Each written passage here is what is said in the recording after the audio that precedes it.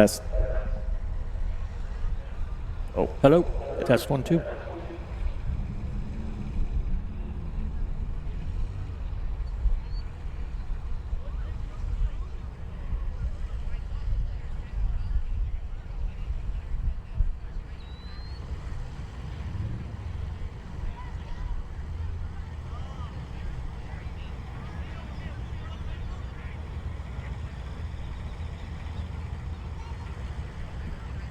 Ladies and gentlemen, boys and girls, welcome back to the 61st annual grand opening of Lee USA Speedway for our 2025 season. We are back at New Hampshire Center of Speed, right off of Calif Highway, and as always, I will be your host for the evening. I am 1/3 of the Black Flag Podcast. My name is Charlie Sanborn. As we see our first heat races coming out onto the raceway here is your Crown Vic class. On the pole for this one is going to be Andrew Harmon out of Rochester, New Hampshire. To his outside is Austin Erickson. Inside of row number 2 is going to be Keith Walton out of Tingsboro, Mass. And to his outside will be Grantham, New Hampshire, Steve Miller Jr. Inside of row number 3 will be Dustin Staples running double duty tonight in the 21X. And to his outside is Derek Guptill out of Strong, Maine. Lebanon, Maine's Jacob Mishu will be in the 23. And to his outside of row number 4 will be James Renfrew in the number 5. Donnie McCaffrey out of Nottingham will be the oh no tonight, and to his outside will be Keegan Tabor in the 74 from Randolph, Vermont. And folks, I am not alone here in the booth. To my right here, we have not only the voice of Wiscasset Speedway, but the president of the Maine Vintage Race Car Association, and my good friend, Ken Minot. How goes it, pal? Awesome to be here, Charlie. A nice 2-hour drive down the coast of Maine to join you guys here in beautiful New Hampshire. It's not raining, so I'm happy to be at a racetrack where we're actually getting cars on the track. Absolutely. We are happy to have you. I don't think we've ever done this yet, side by side. So no, sir. I'm excited for this, as they're also going to be side by side down through turns 3 and 4. Chief starter Dave Tibbetts looks him over. Green flag is out, and we kick off 2025. Down through turns 1 and 2, Andrew Harmon is going to go from the pole to point down the backstretch with a 2-length advantage, as they are side by side behind him down the backstretch. Keith Walton holding down that second spot on the inside with the 32 up high on the outside of him. Austin Erickson trying to keep pace with him, but losing ground on the outside. Yeah, Pork Chop in the 32 Ricky Craven throwback machine, repping some Tide colors there. Cool to see that. Some other paint jobs out there. We got a Terry Labonte number 5. We got a Rusty Wallace Miller Genuine Draft Scheme out there as well too. Relatively new to Lee USA Speedway are these Crown Vic cars. It's a class that has kind of emerged all over the country, if you will. Obviously, I think a lot of us are familiar with Cletus McFarland down at the Freedom Factory, who holds his big event every year, and we've seen an explosion of these types of cars throughout Maine, New Hampshire, New England in general, and now we're seeing them hit the high banks here at Lee USA Speedway, as we have about 5 laps to go here with Andrew Harmon up front in that 14 car. Yeah, Andrew Harmon stretching out that lead a little bit. A couple car lengths up now on the second place car. They're going to hit halfway when they come around to the stripe this time. Yeah, Dave Tibbetts throws him the cross flags this time by. That's going to be halfway down, halfway to go. Andrew Harmon continues to lead it over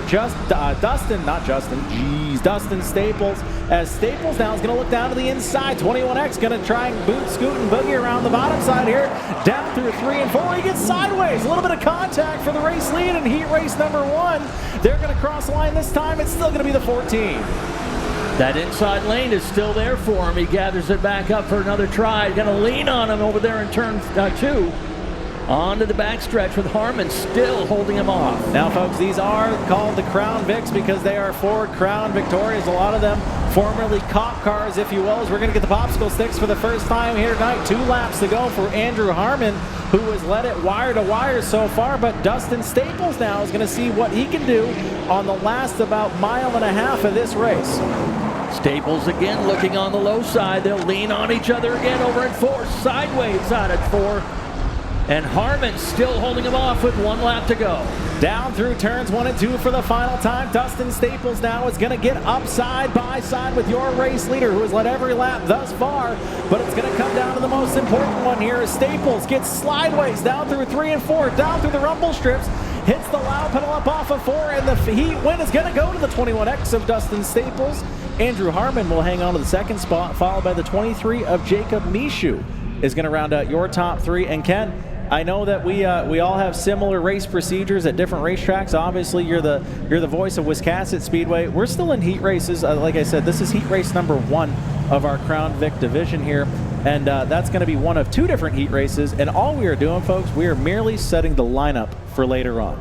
Yeah, and is this going to fill the inside lane and heat 2 on the outside? We do things a little bit different up the road where I work. You know, that's a great question. I literally just work here. So I do believe opening night here, we're going to do inside, outside for heats 1 and 2. That is typical procedure there. Whether I'm right or not, I don't know. We'll find out later on this evening. We just get handed sheets of paper, and we just get to yell at you folks and cater to our folks over on racedaytv.com. Shout out to all you folks buying the pay-per-view here tonight as we see heat race number 2 rolling out onto the raceway. Yeah, this one will start with Anthony Garland in the number 81. To his outside, Josh Valeri in the number 3. Row 2 will have Steve Miller, the 28X. To his outside, another 28, Trevor Michaud. Then Ben Bazowski's in the number 50 to line up to the inside of row number 3. To the outside, Therese Mello in the number 9. Zachary Davis is in the number 27 on the inside of row 4. To his outside, Daniel Joseph Corso in the number 48. Rounding out the field out of Milford, Massachusetts, Sebastian is that Janowicz? Yeah, I threw you to the wolves there. I wanted to see what you had. We had a Valer, a Basowski, and a Janowicz to throw you right into the fire there on night number 1. So I do appreciate you taking that one from me there. Again, this is going to set the second half of our field for our Crown Vic division here. We got the 81 of Anthony Garland to his outside, 3 for Dale. Josh Valeri to his outside. We are going to go 2 by 2 yet again down through turns 3 and 4. Chief starter Dave Tibbetts looks him over. Green flag is out, and we are racing. Yeah, getting back to those throwbacks. I got a Davey Allison back there in the number 28. He's trying to make room on the inside of 3 for Dale, like you said. Speaking of Davey Allison, he's getting a little squirrely there on the backstretch. There is boss man Ben Basowski in the 5-0 is going to try and get high, wide, and handsome here. Now, fun little fact about Ben Basowski, he had raced here before he had actually bought the racetrack. Yes, the owner of the racetrack is out there running in 4th place right now in the 5-0 car. He had raced here in multiple different divisions. I believe it was a super street race for Oktoberfest not 2-3 years ago before he had owned it. He came out of turn 3 and buried it in the front stretch wall. Just the year before that, I believe he did the same exact thing. So not only does he own the place, but he's very familiar with the front stretch wall concrete. As the 81 of Anthony Garland still continues to lead this one over 3 for Dale. Josh Valeri out in the 2nd spot, trying to hold off that 2nd pack behind him just a little bit, Ken, as now we're going to have a little bit of a battle shaping up for the second half of the pack here. Yeah, Zachary Davis in the 27, trying to get around the 28 there, but had to settle it down into the 4th position as our chief starter, Dave Tibbetts, will put up the cross flags for halfway this time by. Again, 10-lap heat races on tap here tonight. And again, all we are doing right now is just merely setting the lineup for later on this evening when we go feature racing again on the 61st annual opening day here at Lee USA Speedway, New Hampshire Center of Speed. As up front, it is all the 81 of Anthony Garland starting to walk away with heat race number 2 as we're coming up on 3 to go this time by. Freight train behind the number 3. As he's holding off a couple of cars now up side by side for 3rd.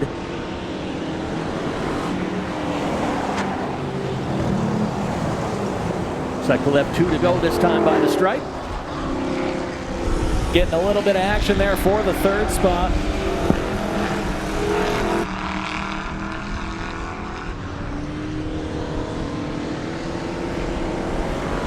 Again, 81 starting to walk away with this one. Going to take the bed sheet this time by. 1 to go for the 81 up front here with about a half straightaway advantage over 3 for Dale. That's going to be Josh Valeri there in the 2nd spot. But the battle is for 3rd currently right now. We got the Davey Allison throwback trying to get high, wide, and handsome around the 27 of Zachary Davis here. Falls back just a little bit. It's going to look like he's going to settle for just inside the top 5 as the 28 is going to round out the rest of that. Black and white squares in the air. Anthony Garland will take home heat race number 2, followed by the 3, the 27, and a couple of 28s to round out the rest of your top 5. As it looks like we had one making contact with the wall there. That's going to be the 55 machine of Sebastian Janowicz. tagging the wall there in heat race competition. Not the way you typically want to start off your evening. No. But again, folks, that was heat race number 2. That's going to wrap up qualifying for our Crown Vic division here on, again, opening night for our Advanced Auto Part Weekly Series here, presented by NASCAR, obviously. We are proud to have that affiliation with those folks and have some division sponsorships and points on the line when it comes to NASCAR. That's a big, big deal for a lot of folks as we're going to head on over to our replay here, presented by RaceDayTV.com, and you see the 55 car hitting that wall pretty hard, actually. Might have quite a bit of work to do to get that back out on the racetrack for feature racing competition. Now, folks, I think that a lot of the reason why a lot of you are here also is we do in the pit area not only have what we just saw with our cop cars, but we also have our super streets on tap where they're going to have 8-lap heat races for those folks. And also, the 350 Smack Tour is in town for Friday night SmackDown here at Lee USA Speedway. We are going to do single car qualifying for those folks, and I think they're going to put on one heck of a show, Ken. I know that they come up to your neck of the woods every once in a while. Yeah, it's always exciting wherever the 350 Smack Super Modifieds are. We were actually supposed to have them last Saturday night at Wiscasset. Unfortunately, rained out. We're working on rescheduling them, but they turn on a good show here at Lee USA for sure. Absolutely. I know a good buddy of mine, Bobby Timmons, I believe he won that race not, a year or two ago before he led a little bit of trouble, I think, last time. His last visit, he visited the concrete over there in turn 3. But, so he did confirm that concrete walls are still undefeated against race cars. So now that he's gotten that out of the way, he's going to bring his talents back here to Lee USA Speedway and see what he can do here on the 3/8 mile. But again, thank you for coming down, Ken. It's a pleasure having you in the booth here with me. How long did you say it's been since you've been here?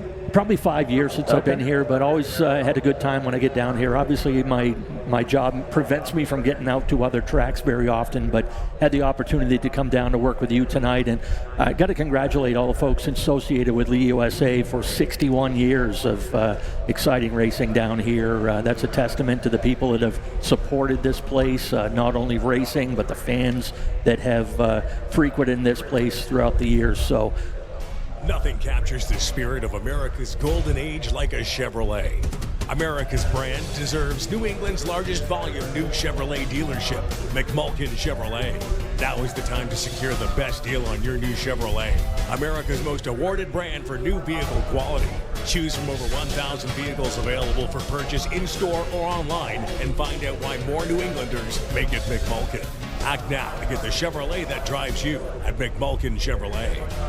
There, and we are going to see single car qualifying, like I said, best of 2 laps, like we're familiar with most of the NASCAR type stuff or any time trial situation really. But we call them the Flappy Birds because that big old wing on the top, it's actually dynamic, folks. And what you'll see when that happens is they're going to hit the throttle, they're going to go down the straightaway. That wing is actually going to level right out. It's going to flatten out. That's for aerodynamic purposes, to try and get as much aerodynamic the least amount of drag on it, if you will, going down the straightaway to get as much speed as possible.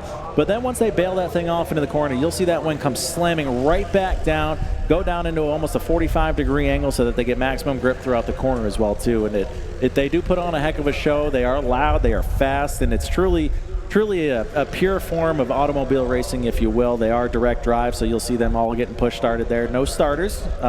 We like to joke about that from time to time on the Black Flag podcast, yes, which I did say I am 1/3 of. The 13 car out there, Bobby Timmons, he's going to be a 2/3 of that, along with Bradley Saucer down in North Carolina, where we just talk about all things motorsports. Really, we have ourselves a time, and not exactly safe for work.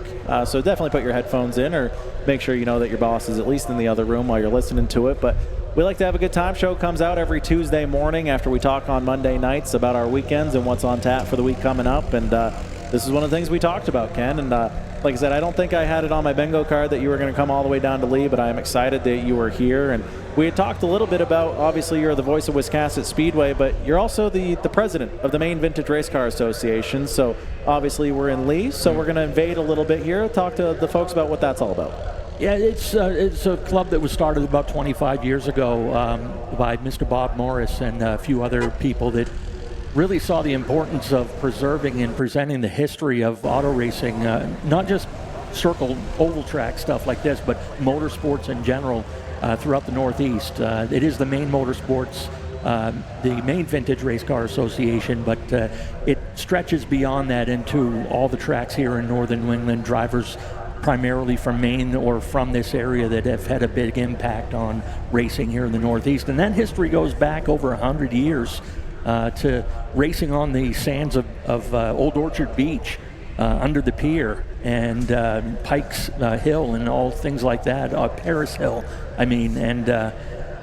so it's stretched all the way through to now. So it's important that we take our time to preserve that history, because the tracks are closed. Some tracks are closing, and it's getting to be a more expensive sport. So we put our efforts into looking back at the heyday and the warriors, the gladiators who put in the time and going out in a junkyard and building a car and making this sport work.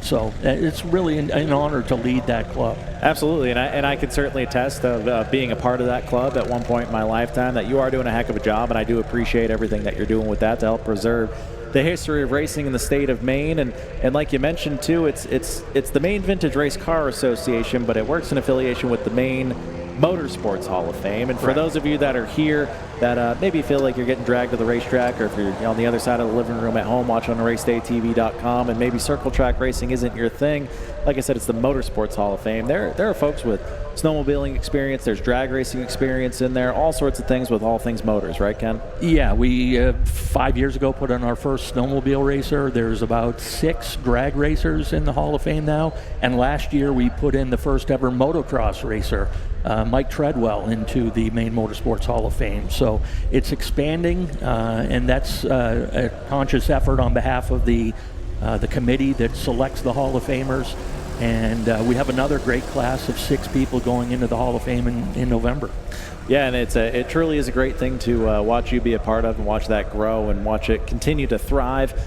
Formerly before you was Andy Austin at the helm of it, and he had kind of taken a step back. And as well as me, life does happen, but you've taken that by the horns and you've done a tremendous job with it. So thank you for continuing to do that. As again, we continue to see our 350 SMAC super modifieds get rolled out onto the raceway and get lined up on the infield pit area there for single car qualifying. As again, we're just getting them pushed out of the external pit area, if you will. But things on tap tonight, like we had said, we not only saw our Crown Vics, but we have our Super Streets on tap as well too. We see the 350 SMAC cars as well, obviously. We're going to see some O'Reilly Auto Parts 6-shooters later on this evening, in addition to our Black Flag Podcast Ridge Runners. So shout out to all you fans, not only in the stands there, for spending your hard-earned time and your hard-earned money to spend a Friday evening with us here in Lee, New Hampshire. But also shout out to everybody over on racedaytv.com for purchasing a pay-per-view and just being a part of the evening with us here tonight. We're all going to have a great time, I'm sure of it. But also, too, we were given some information here. The 350 SMAC Tour didn't just bring race cars here tonight. They did bring T-shirts and merchandise as well, too. Shay Lynn is over in their booth there, over behind the Daytona Grandstands, up off of turn number 3 there, just around the bar. So if you're looking for a 350 SMAC shirt, I believe they might have some driver merchandise over there as well too. Head on over there, maybe grab yourself a beverage while you're over there if you are of age, obviously. Get yourself a snack. They have pizza over there, I think, fried dough, the hot dogs, hamburgers, all the good track food, whatever it is that you like to make yourself fat with, and go over there and have yourself a time. And while we have a chance, Charlie, I appreciate you giving me the kind words about the Maine Vintage Race Car Association, but I got to give a tip of the cap to you and the boys on the Black Flag Podcast.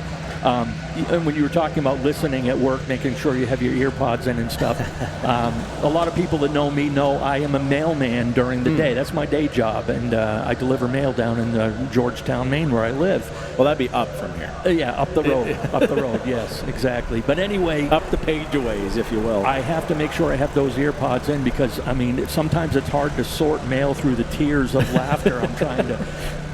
And actually, I would listen to it in my Jeep while I'm delivering mail, and I'd have it cranked up, and sometimes, a customer would come up to the window at the wrong time. You stupid. Yeah. No, we have a great time with it. It was originally founded with myself and Bradley Saucier, who we were just a couple of race fans, if you will. Yeah. We met each other at the Oxford 250 about almost 7 years ago now, which is crazy to think about. I taught Bradley how to eat a lobster that evening just because we were partying, and that turned into a friendship and a business partnership as well too, of Bradley saying, hey, what do you think about this idea? We did a handful of shows before Bobby Timmons came on, and our little trio has turned into something that has 25,000 followers on Facebook. We get thousands and thousands of people that listen on a weekly basis, and we just talk.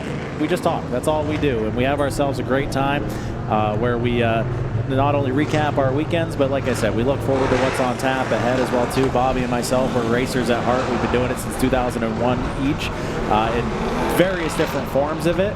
Where Bobby obviously is in competition here tonight in the 350 Smack Tour, where I have a late model. I've raced super late models. I've got a limited as well too, a couple limiteds actually. So pretty experienced, and we have a pretty well-rounded, I think, verse of opinions when we talk about things, and we just try to make your Tuesday suck a little less. That's all we do, right? And I like the motto, come for the races, stay for the people. That's what it's all about, dude. We're all Beach Ridge kids at heart. We had the Turn 5 Tavern growing up, and the whole theory behind it was, hey, all these conversations that are happening at the bar at the racetrack anyway, why don't we just hit record on it and see what happens? And it certainly resonated with a lot of folks. We touched base on it this past week, actually. We've got apparently listeners in Washington State.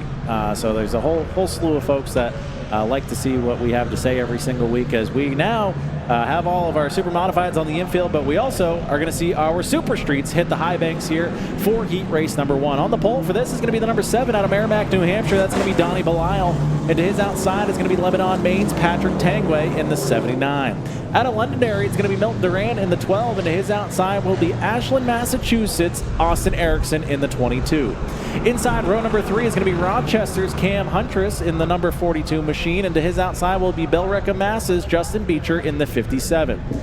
Hollis, Maine's Jason Curtis will be the 2-car firing off in the 7th spot, and to his outside will be Franklin's Mike Williams in the 7. 8 cars on tap here for heat race number 1 of our super streets as they go side by side down through turns 3 and 4. Dave Tibbetts looks him over. Green flag is out, and we are racing.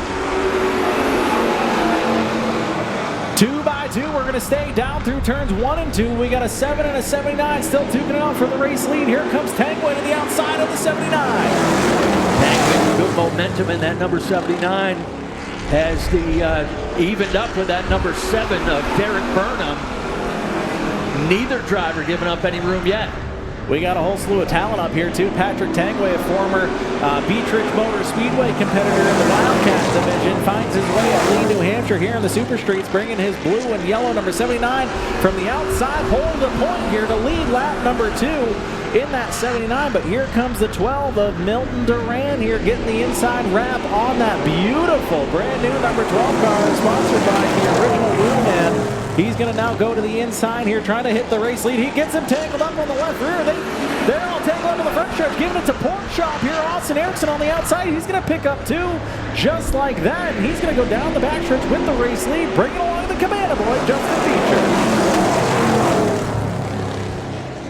Halfway when they cross the stripe this time, the number 22 leading the way, Austin Erickson, took advantage of that action the last lap around, and he scoots it up there into the lead with the number 57 up alongside. Justin Beecher in that 57 machine. He's going to try the outside line here. Now, one we're going to want to watch out for here is between the 79 and the 12.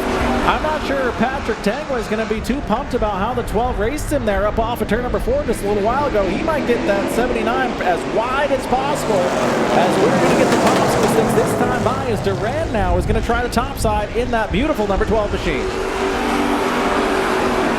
Inside 2 to go, with the 22 of Austin Erickson still leading the way.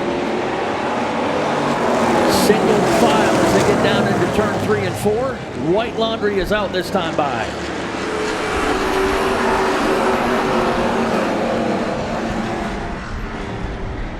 Justin Beecher gets a good run out of turn 2 that time. Now looks to the inside as they get down to turn 3. Erickson able to close the door on him, and the checkers ready to fly. Erickson will get the win.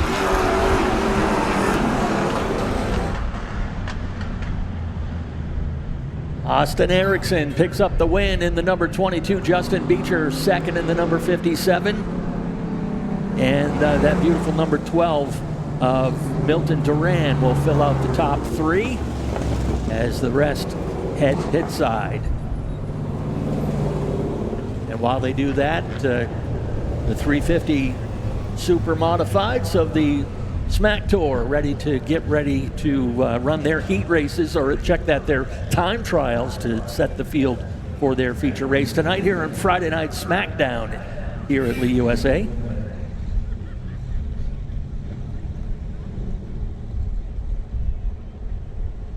So just the one heat race for the Super Streets tonight. So we've knocked off a couple of heat races here, Ken. We've seen the Crown Vics, the cop cars, if you will. We've seen our Super Streets, and now we're going to see the Flappy Birds coming. We've only just begun, but what are you thinking so far? So far, I like it, especially the Crown Vics. I've heard a lot about them, running at a couple of different tracks. We've had a lot of interest, obviously, in perhaps running them at Wiscasset if the opportunity's there. But a good chance for me to check them out up close. Absolutely, and they always put on a heck of a show. I think it's kind of it's cool to me because I obviously, again, I hate to harp on it as much as I do, but I also love it at the same time. I was a Beech Ridge kid, right? I grew up 2 miles from the racetrack, and we always had Thursday Thunder, right? Which that was amateur night at the gentleman's club, if you will, basically, right? And at that point, you had a lot of stock style race cars and cars that were coming out of junkyards, and you could buy parts over at your local NAP or your Advance Auto Parts, if you will, or your O'Reilly Auto Parts, in which it's kind of the poor man's race car. And with that being said, that's not to knock it in any way whatsoever, but they always put on an incredible show wherever they go, and a lot of them, they literally were former cop cars, or they were just Nana's grocery getter, if you will. We've got obviously a Crown Vic or a Grand Marquis, whatever. It's kind of the same thing. Where back in the day, a Monte Carlo, a Buick Regal, a Pontiac Grand Prix, they were all kind of the same thing anyway. So it's cool to kind of see that generation or style of racing coming back, as we are now going to get started here with 350 Smack Tour single car qualifying. As out on the racetrack here, we are going to see the number 9 of Paul Buzzle take the green.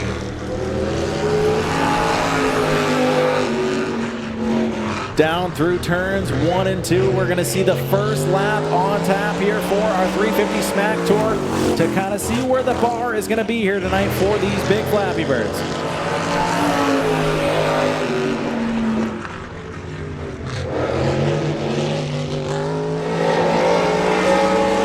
Loud pedal down for the final time up off of turns number 3 and 4. He's going to get the bed sheet one more time around, and for the first time out, he's going to pull off a 14.193. So we're going to see where that bar gets set here on lap number 2 for Paul Buzzle.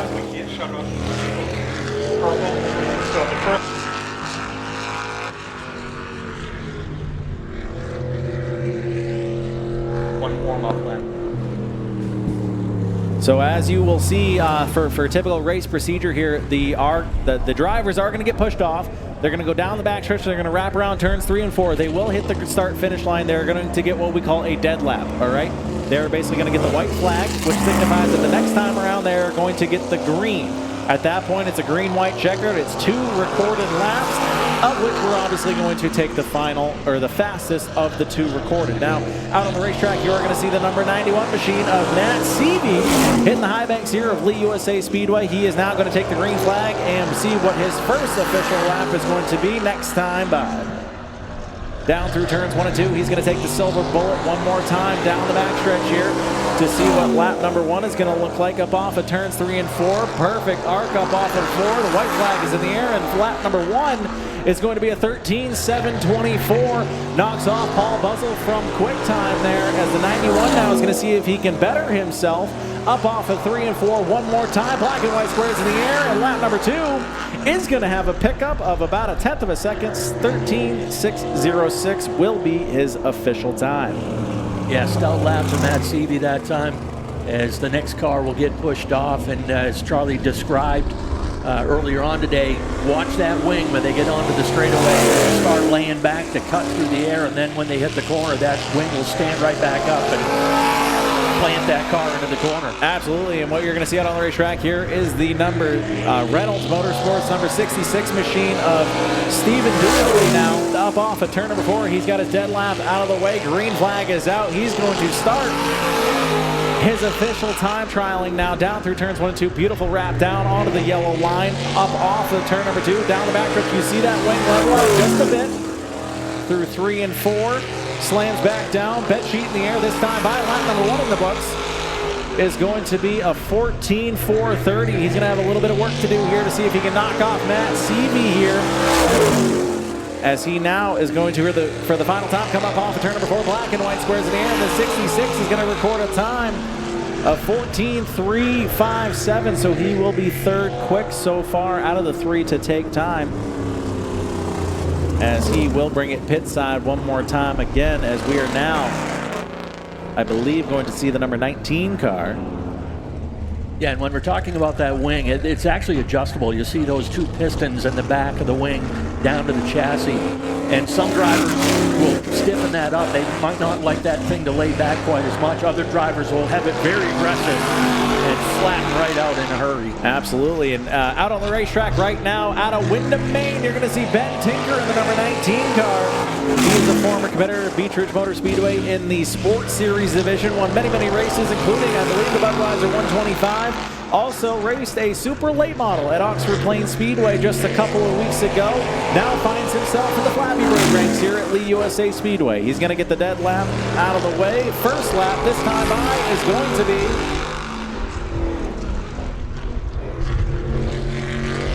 a 13.952. Excuse me, a little bit of delay there on my end.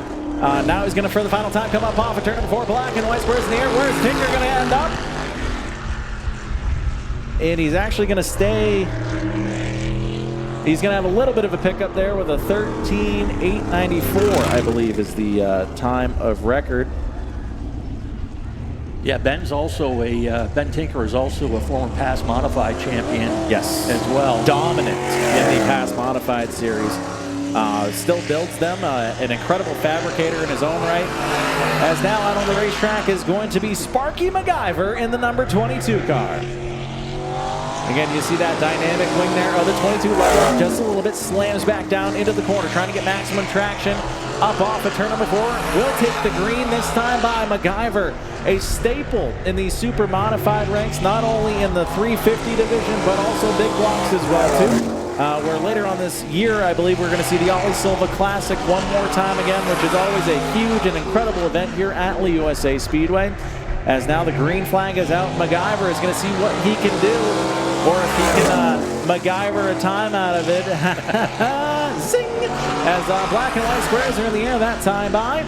He is going to, that can't be right, a 42-second lap. How about that? We can only do as well as the tools we're given, right, Ken? That's right. That obviously isn't right. So, remember that part where we're talking about we just work here? Yeah, we'll have to check. We'll have to figure that one out for you, folks. To check with the officials on that one. If I was Sparky, I don't think I'd be too pumped about that. No. That means he's going to have to start a couple laps down? I think that literally might be what that means. I'm not sure. We've never been accused of being smart.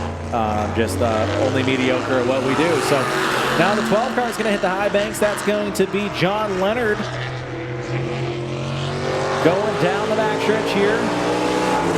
A little bit older machine, a little bit older chassis in this car. Up off of turns 3 and 4, green flag is out. Again, dead lap to start the time trial here. Green, white, and then checkered. So we are on our first official time lap here, as Leonard is going to come up off of turn number 4 with his 350 smack car.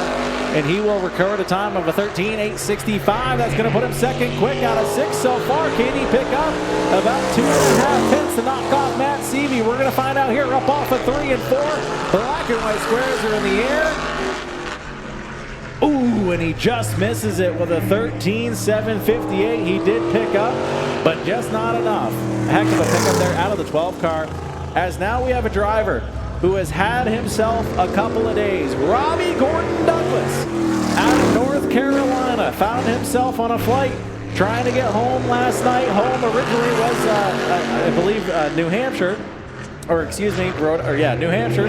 He lives in North Carolina, going to school down there in Charlotte, and he had at first he had a 2-hour delay, then he had a 5-hour delay, then he had a 15-hour delay, and then he had to change his destination, which was originally into New Hampshire. Now, then it was Providence. So he had another 2-hour drive home. Didn't get home until, I believe, early this morning. Showed up at the racetrack, went out in practice. As for his first lap, he is going to run a 13.871, just a couple tenths off the leader. Blew a power steering line in practice. Then he gave himself a little bit of a skid mark there for how much he scared himself, and he's going to see what he can do here lap number 2. Robbie Gordon-Douglas does pick up a little bit there. He is still going to be knocking on the door of Matt Seavey. He will remain second out of 7 so far with a 13.707. So good little pickup there for the 27 North Carolina as he finds himself, like I said, with a good little rebound from his last couple, maybe half a day, full day, if you will, from what he's been having to handle with. Yeah, so far so good for Robbie Gordon-Douglas. There he is. Yes, the Hellowell, one of the Hellowells out here now to one of the 50 of them. To run his qualifying lap. This is George Hellowell in the number 07.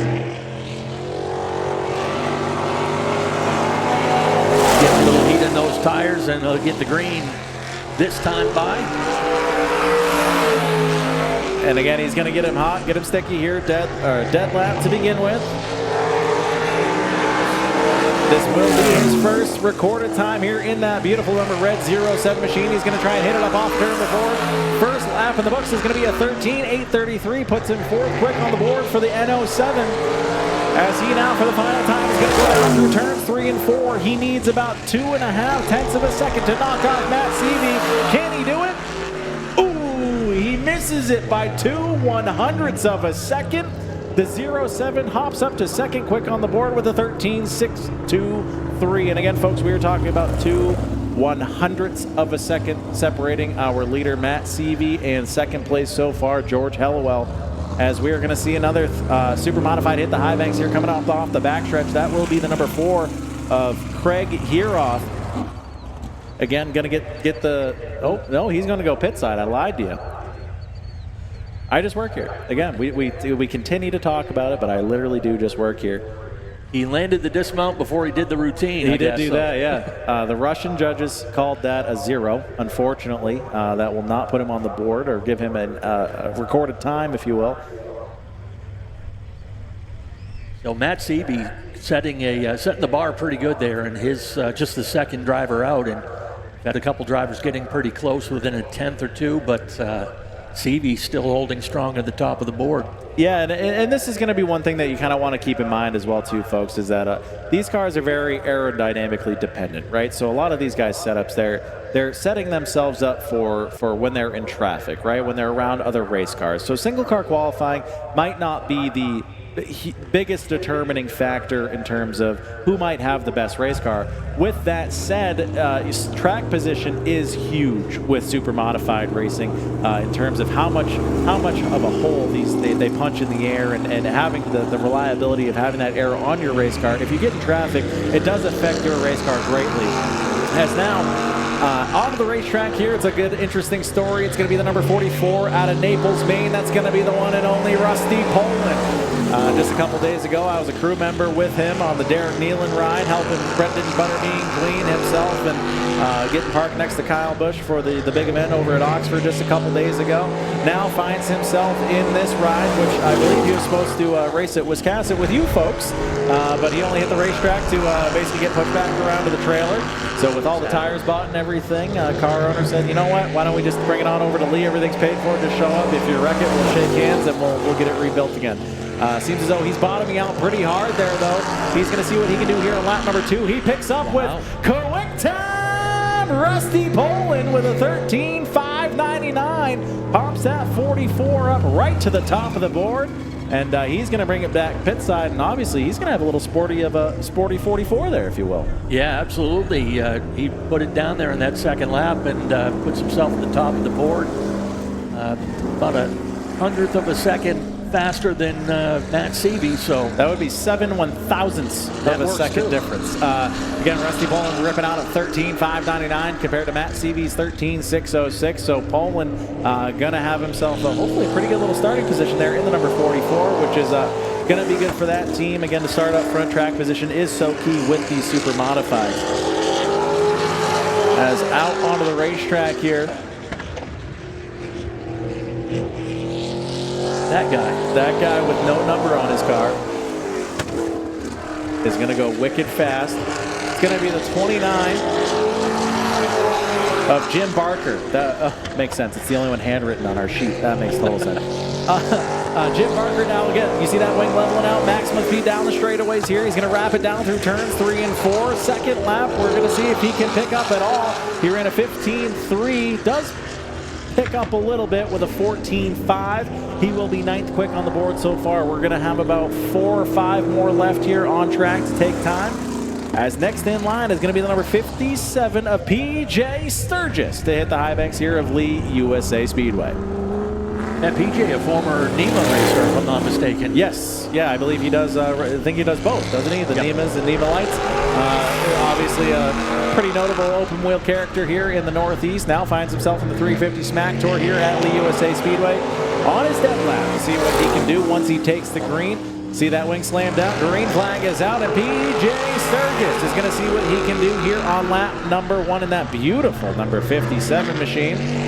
Down the backstretch with the loud pedal down. Wings going to level out, slam back down. Maximum traction down through turn 3 and 4. White flag in the air. Lap number 1 in the books is going to put him 8th quick on the board with a 14.157. He's going to need about a half a second, folks.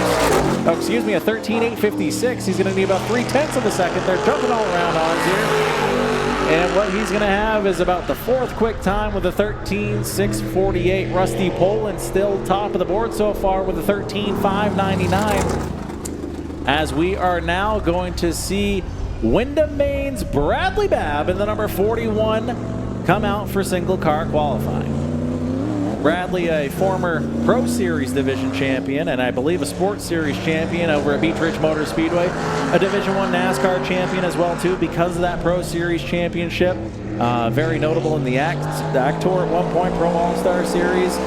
He's done a little bit of everything when it comes to motorsports. Here is now the green flag is going to fly for Wyndham's Bradley Babb. And we're going to see what he can do in that beautiful 41 throwback to his grandfather. Yeah, Maine Motorsports Hall of Famer. Yes. But anyway, Brad, last time he raced at Wiscasset in the Super Modifieds, he was the winner last time Smack was at our track 2 years ago. All right, fair enough. Probably a little bit of translation between Wiscasset and here as Babb is going to go 7th quick with a 13.808 first time by. We're going to see if he has any sort of pickup here on lap number 2. He crosses the line that time. He gets up to 5th with a 13.691. So only a couple more race cars. Looks like it's 5 left to see if they can knock off Rusty Poland. 12 have taken time so far. And down the backstretch here, we're going to see the number 77 of Bill Hellwell. Again, we're going to scrub them. We're going to see if we can have hot and sticky. We're going to have 1 dead lap here. This one's not going to count. So whatever you got to do to get your race car going and get the momentum rolling for these 2 hard laps. Probably the fastest you're going to go all night. Up off turn number 4, green flag is out, 77. Bill Hellwell now going to see what he can do here on lap number 1. Beautiful arc down through turns 1 and 2. Loud pedal down the straightaway. You hear the thunder of the motors bouncing off the Lee Monster on the backstretch here. Bed sheets in the air for lap number 1. Hellwell is going to jump up to 9th quick there with a 13.920. Going to need 3/10 of a second here to see what he can do. Lap number 2, black and white squares in the air, and the 77 does have a big pickup there. It's going to hop up into the top 5 with a 13.657 as Rusty Poland still remains to be the car to beat. And if there's anybody in the pit area that wants to beat Rusty Poland here tonight, this guy. It's his best buddy in the whole planet, the 13 car Seacoast RVs Timmins Machine Black Flag Podcast, green number 13. Making his debut here tonight, Stingray Bob, Bobby Timmins. If you know, you know. If you know, you know. The driver formerly known as Bobby Timmins III, now Stingray Bob, going to go down the backstretch here in that beautiful handmade machine that he and his father both built from ground up, from scratch. Is going to take the green flag here. Lap number 1 is underway. 13.599 from Rusty Poland is going to be the time to beat here. As Timmins, who has raced at Lee before, I don't believe it's 1 year, but one Oktoberfest, brought both his 350 Super Modified and at the time his Super Late Model finished both races in third for that Oktoberfest. Wants to finish a couple spots better here tonight as the black and white squares in the air. Timmins 10th put the first time around is going to pick up to 9th with a 13.861. Probably not what Timmins is looking for there. Going to have some work to do here in traffic later on this evening as here comes the 61 car of Mike Sperling. Top 6 cars just a 10th apart. So it's been really close. Yeah, to speak of the parity there, again, the first place car here, Rusty Poland with a 13.599, and all the way down to 6th place, we are still within that 13.6 second range there. So top 10 under a second for sure, within 0.2 of a second here. So if you think you're out to lunch, just look at the times. You're all very close. It's not that bad. As now dead lap out of the way for the 61 of Sperling here is going to go down the backstretch here for lap number 1 to see what counts here. In the Chrome 61, beautiful ride here for Mike Sperling. It's going to take the white flag, lap number 1 in the books. It's going to be 12th quick with a 14.099. It's going to have a lot of work to do here. Pick up almost a half second to knock off our top spot, Rusty Poland. Black and white squares in the air this time by Sperling. Has a little bit of a pickup, but not to jump out of that 12th spot there. Official time will be a 14.067. So now it's going to come down to 2 drivers to see if they can knock off our top spot sitter right now, Rusty Poland in the 44. On the racetrack now, beautiful black and yellow number 69 machine. That's going to be Dave Sanborn. Nice. Nice, yes. The nicest race car on the property here is going to hit the loud pedal up off of turn number 2 and bring that 69 down through turns 3 and 4. The green flag is out this time by. Official lap is underway. 13.599 is the mark to beat out of Rusty Poland in that duct tape number 44 machine. White flag is in the air. Sanborn is going to go officially onto the board with a 14th place time with a 14.406. Needs about a second out of that 69 machine. Black and white squares in the air. Sanborn with a little bit of a pickup is going to hop up into the 13th spot with a 14.259, which guarantees a front row starting spot for Rusty Poland in the 44 machine. And now there's only going to be one driver left. Scott Watts in the F80 is the last driver to take time here at Lee USA Speedway, New Hampshire Center of Speed. A legendary number with a legendary driver behind the wheel.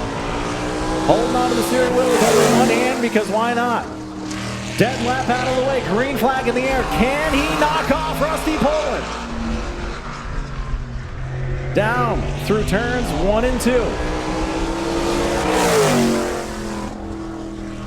Again, that was the dead lap the first time. This is going to be the first official lap.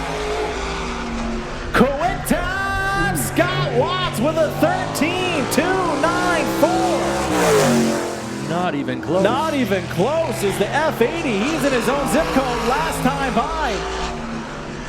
Isn't going to have a pickup. A little bit of a drop off there, but official time for Scott Watts in the F80 is going to be a 13.294. Last one to take time, but is your pole sitter for the 350 SmackDown main event here on a Friday night at Lee USA Speedway. Rusty Poland hung tough there throughout the majority of the field and will hang on to second place with a 13.599. So that will be your front row, the F80 and the 44, followed by Matt Seavey and George Hellowell in the N07, and PJ Sturgis will round out the rest of your top 5. And again, single car qualifying now in the books for Friday Night SmackDown racing here at Lee USA.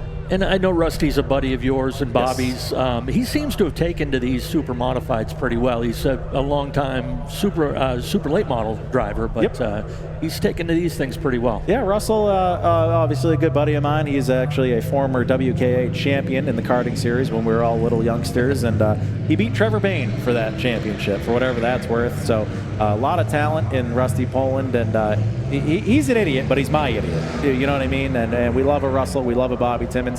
No bias, obviously, here up in the up in the announcer's booth. We just like our friends to do well, right? So now we're going to see Our O'Reilly Auto Parts 6-shooters hit the racetrack here for their heat races. Heat race number 1 on the racetrack here. Your pole sitter is going to be Manchester's Cody Parker in the 11, and his outside will be Steve Miller Sr. in the 68 out of Grantham. Lee's Thomas Hart will be in the number 85 in the inside of row number 2, and to his outside will be Rochester's Randy Washburn in the 49. Pelham's Michael Yetton in the 25 New Hampshire will fire off in the 5th spot, and to his outside will be Steve Miller Jr. in the 79 out of Grantham. Michael Casey will be from Pittsfield in the 57 machine, and to his outside in the 8th spot will be Heartland, Vermont's Lincoln Herschel in the 8 car. 7 cars on tap here for heat race number 1 of our O'Reilly Auto Parts 6-shooters. They are going to go side by side, door handle to door handle, literally, down through turns 3 and 4.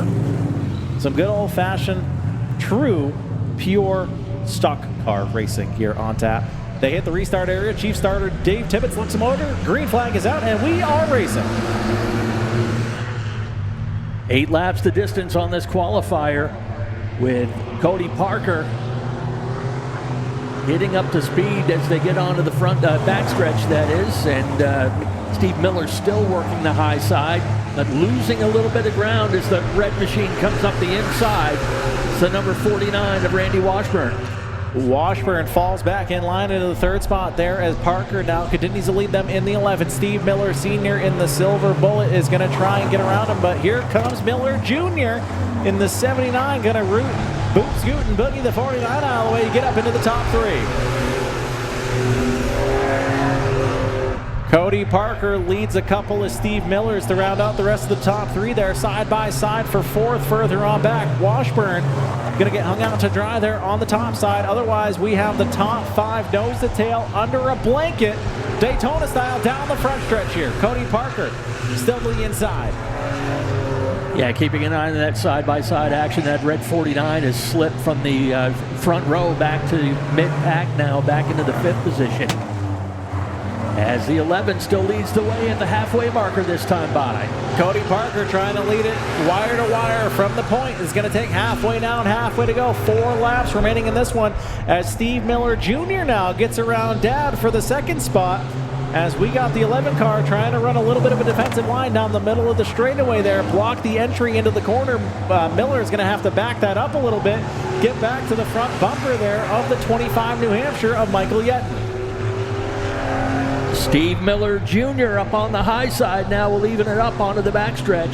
Has good momentum up against the wall and will take over the lead as they get into turn 3. Popsicle sticks in the air this time by Miller Jr. From out in the trunk, finds himself leading heat race number 1 in the 79 machine. Obviously, he's going to be one to watch out for come feature time as Michael Yetton now gets a big drive down the backstretch for the 2nd spot. Gets squirrely, falls back in 3rd. But up front, it is all the 79. Steve Miller Jr. White flag this time by, stretches his lead out by about a half straightaway.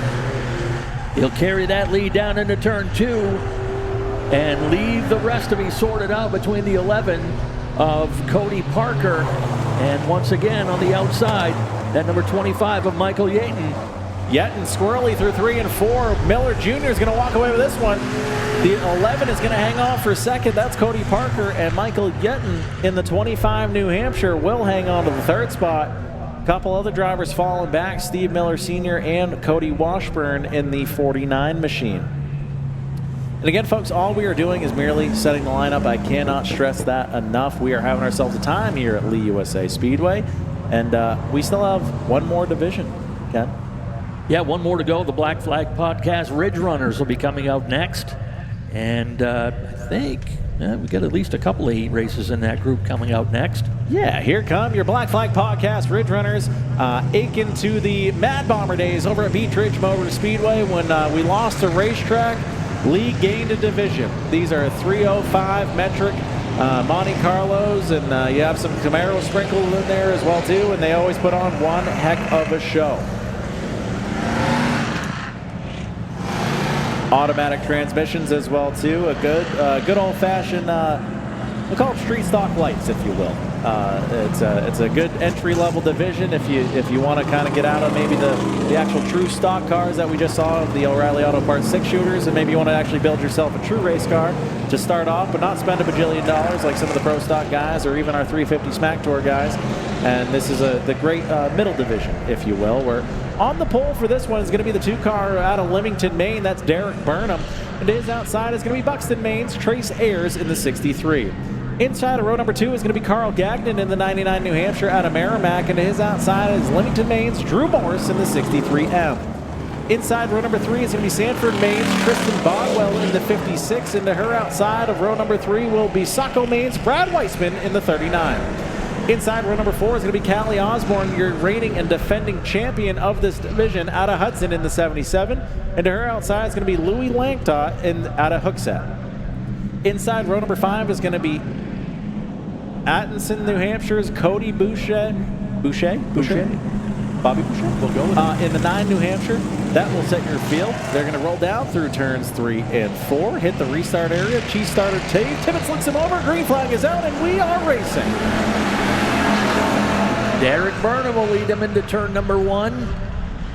63 trying to stay on his hip, but loses a little bit of ground. The 99 starting to sneak his way in there. That's Carl Gagnon in that yellow machine, right up to the back bumper of the number 2. Yeah, Derek Burnham from the pole point is going to lead lap number 1 with Trace Ayers trying to fend off Carl Gagnon, who calls that race car the Science Project. Did a complete flip with his paint scheme. Last year it was all blue with a yellow number. This year we got all yellow with a blue number.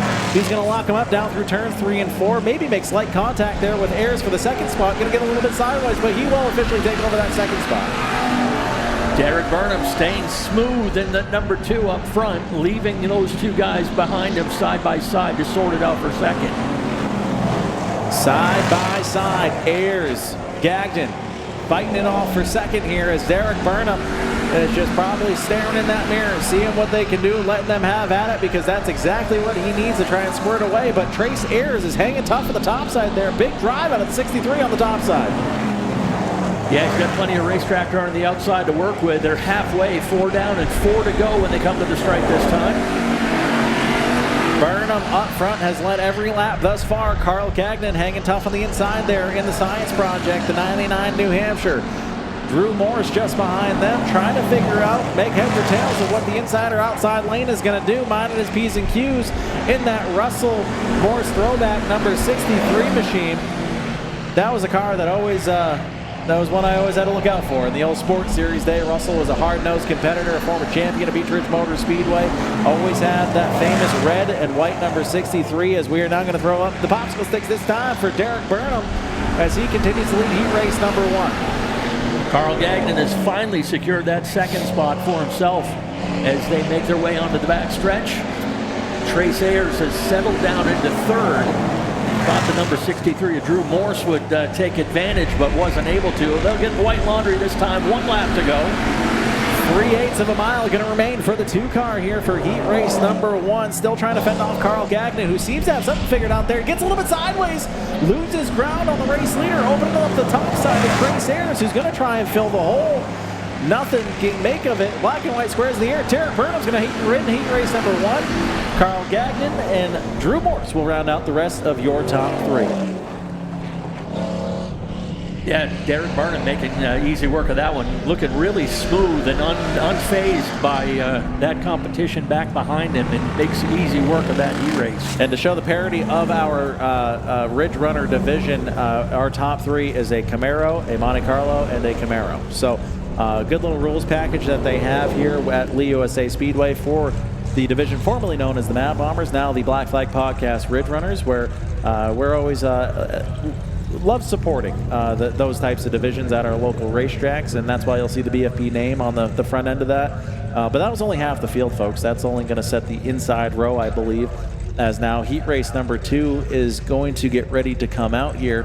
You can see him there just up off of turn number 4, just in front of, I like to call it the Turn 5 Tavern, just because, again, that's me. But yeah, everybody enjoying themselves here at Lee USA Speedway so far? Oh, come on, that was terrible. Are you guys enjoying yourselves? You're at a All right, that's a little better. That's a little better. We see everybody having a time over at the bar, over in the Daytona grandstands as well, too, up off of turns 3 and 4. As now heat race number 2 for the Black Flag Podcast Ridge Runners is going to hit the high banks. Yeah, these entry-level divisions like this, or these lower-tier divisions like this, are vital to the survival of racetracks. I know the glamour goes to the super modifieds and the super late models and such, but this is where the survival of racetracks is important, is these lower divisions, these entry-level and low-budget divisions are the feeders to those top divisions. Absolutely crucial that we have this style of racing here, and here is your starting lineup for heat race number 2. On the pole is going to be Nottingham's Zachary Frazier in the 37Z, and to his outside will be Stone Slattery in the 99 from Pelham. Inside row number 2 will be Buxton, Maine's Brian Caswell in the 47 machine, and to his outside is John Burnham out of also Buxton, Maine in the 85. Plymouth's Mike Batchelder will be in the number 94, and to his outside is Gage Osborne out of Plastow. Inside row number 4 is North Conway's Cameron Ware in the 66, and to his outside is CJ McNall in the 14 from Barrington. Inside row number 5 is Dwight Souther Jr. in the 23 from Seabrook. We are now going to hit the restart area. Green flag is out, and we are racing. Zachary Frazier hammered down and leaves the rest behind. He's going to bring the number 47 of Brian Caswell, the Turtle, up into second. Turtle, as he is affectionately referred to as, like you said there, a former champion in the Wildcat division of Beechridge Motor Speedway, multi-time winner here at Lee USA Speedway, always brings a beautiful number 47, no matter the racetrack, no matter the year, no matter the division. He knows how to get around and find victory lane at multiple different racetracks. As Zach Frazier up front is starting to already kind of walk away with this one. We've only got 2 laps in the book so far, but he's got about 10 length advantage back to Caswell and the number 99 of Gage, or not Gage Osborne, you get it. Stone Slattery. Yeah. I'm looking at the wrong 99 sheet here.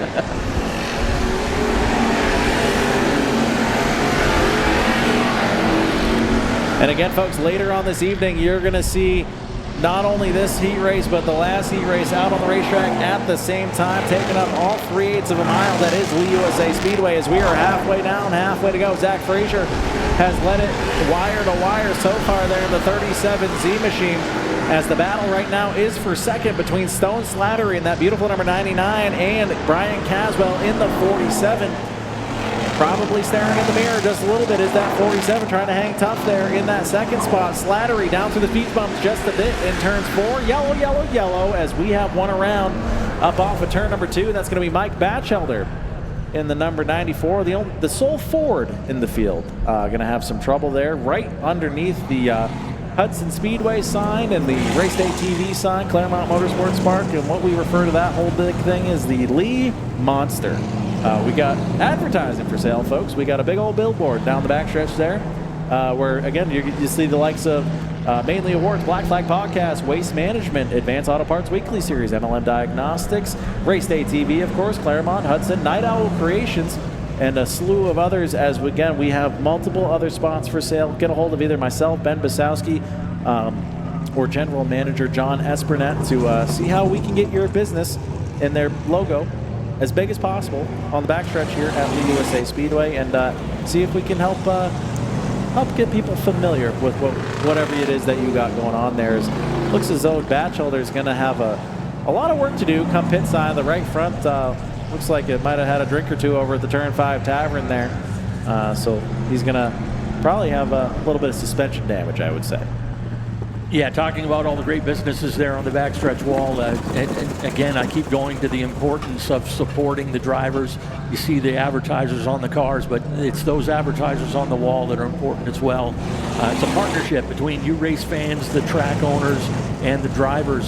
So you need to do your part by supporting the businesses that support this racetrack. Absolutely. We talked earlier that we appreciate every single person here on the grounds spending their hard-earned money, spending your hard-earned off time to share a Friday evening with us here in Lee, New Hampshire. So shout out to all of you, and especially everybody over at racedaytv.com as well too. Chipping in, buying a pay-per-view here tonight to help support Lee USA Speedway. This money also goes to the kitty, if you will, of Hudson Speedway, Claremont Motorsports Park, Race Day TV, an incredible production crew. Mark Beaudry and team does one heck of a job, truly. This is a full-blown production, and there's we're fortunate enough to get to play with all the buttons, but we got a little spaceship up here. we got all sorts of lights and buttons, and I don't know what any of them do, but it's a lot of fun to be able to play with it. Just don't touch the red button. No, I think that sends missiles or something somewhere. I'm not sure entirely, but no, it's a great crew to work for here. Ben Basowski and team has done an incredible thing for motorsports here. And for those of you that maybe don't get to see behind the curtain as much as maybe myself or Ken do, owning a racetrack, operating a racetrack is a completely thankless job. And in terms of what Ken was just talking about there, in terms of supporting a racetrack, it's one thing to sponsor a race car, but if there's nowhere to race that race car, that's a bigger issue altogether. So if, again, anybody wants to chip in, get their name and logo out on the Lee Monster there on the backstretch there, we are open to anybody that wants to do that, as we are going to wrap up cleanup here up off of turn number 2. Batchelder is going to bring that number 94 pit sign, and it looks like we're going to possibly cross these guys up this time by. Again, Zach Frazier up front in the 37Z has led it every single lap here so far. We're exactly halfway down through this one. 4 laps in the books, 4 to go, as we are now going to cross them up and go green next time by.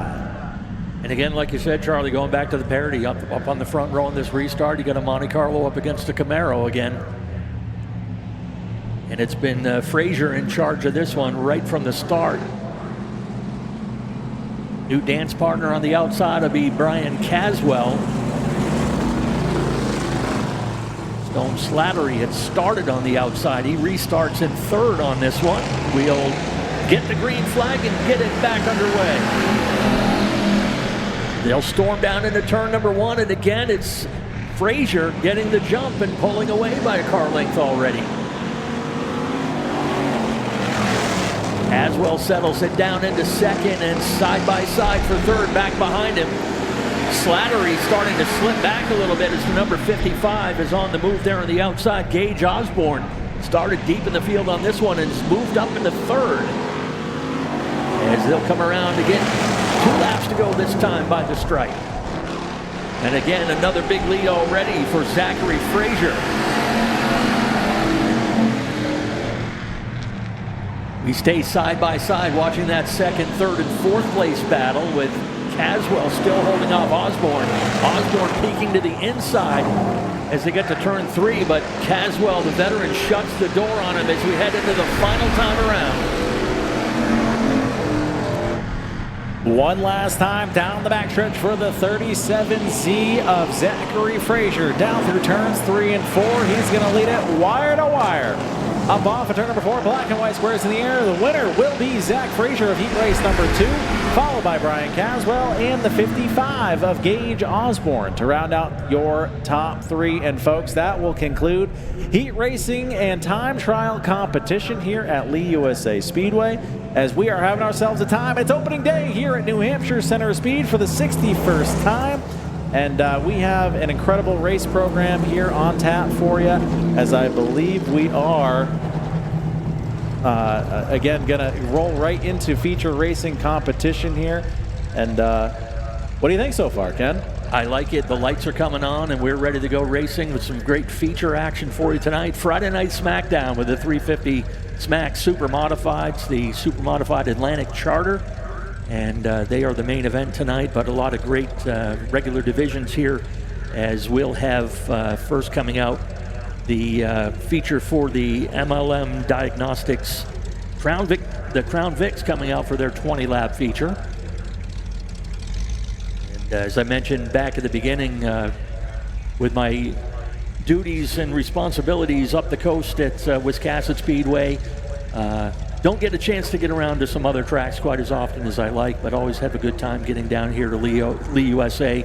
Wazowski's and John Espernat, the whole crew here, have done an amazing job with this place, with the improvements they've made, and really impressed with this race day TV broadcast as well. I'm kind of watching the bells and whistles that go into that, the great camera angles.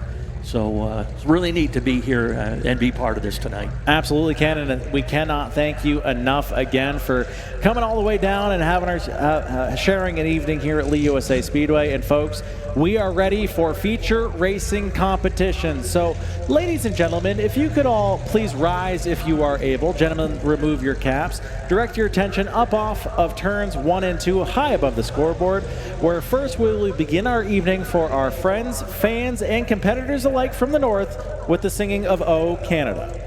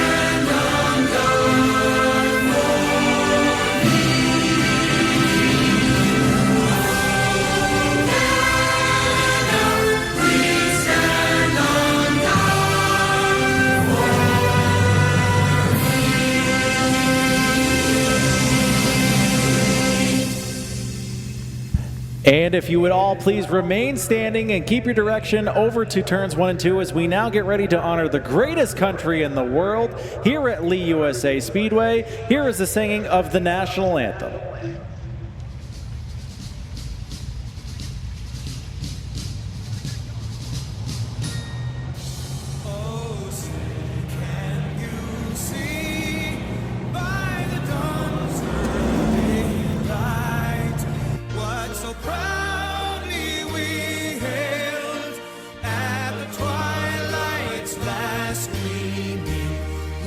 Sights and bright stars through the perilous fight.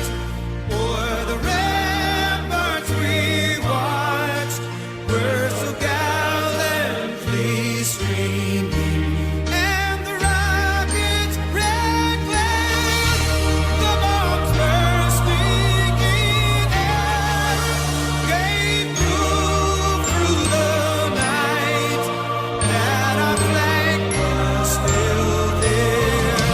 Oh, say does that star-spangled banner yet wave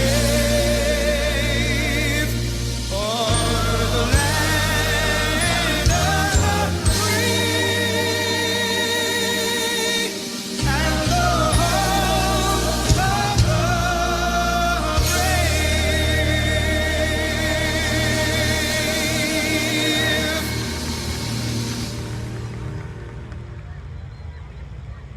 All aboard!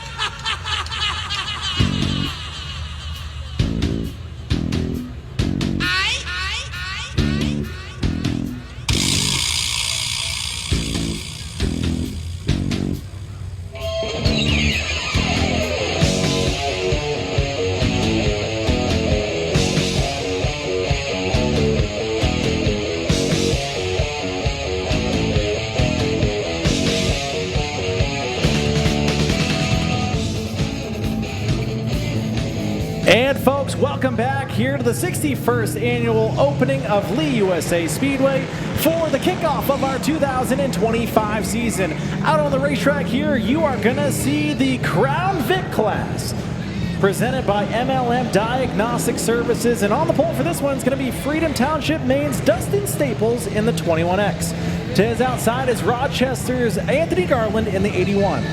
Inside row number 2 is going to be Rochester's Andrew Harmon in the 14, and to his outside is also Rochester's Josh Valeri in the 3 car. Inside row number 3 is going to be Keith Walton out of Tingsboro, Massachusetts in the 04 Junior, and to his outside is going to be Jacob Mishu out of Lebanon, Maine in the 23.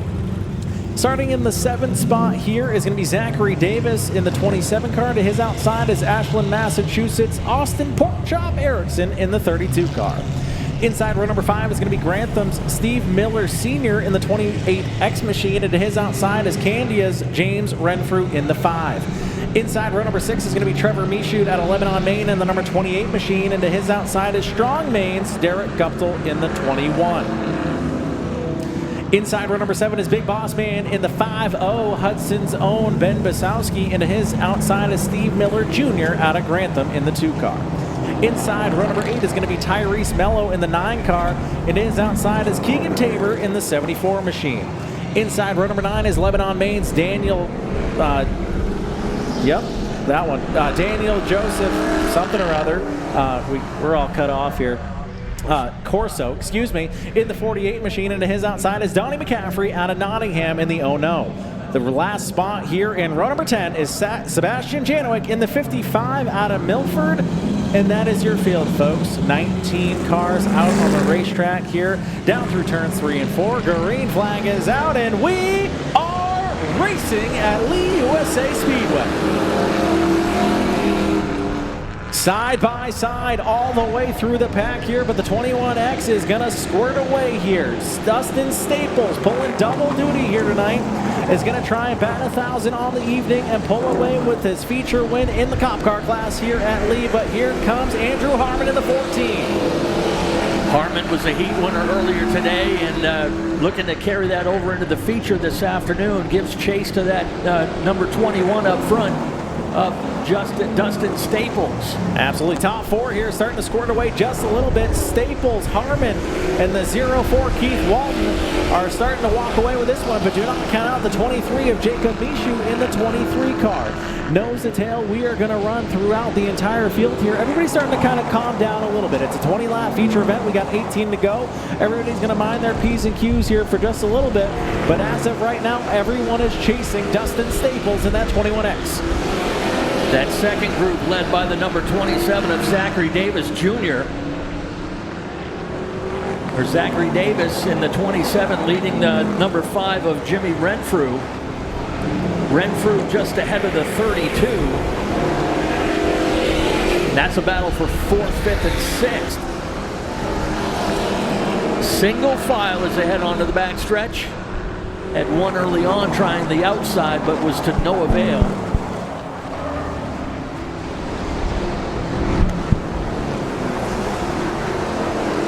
Staples from the pole position, starting to stretch out an advantage, couple car lengths up now. Good 3-car battle back there for the fifth position back. Got the 32 pulling up to the inside. Allegedly, that's Austin Erickson, but it looks like Rookie Craigman's going to the inside of Terry Labonte there down the front stretch here. The old Tide Machine rolling down through turns 1 and 2, trying to boot, scoot, and boogie around the 5-car of James Renfrew. That's for the 6th position.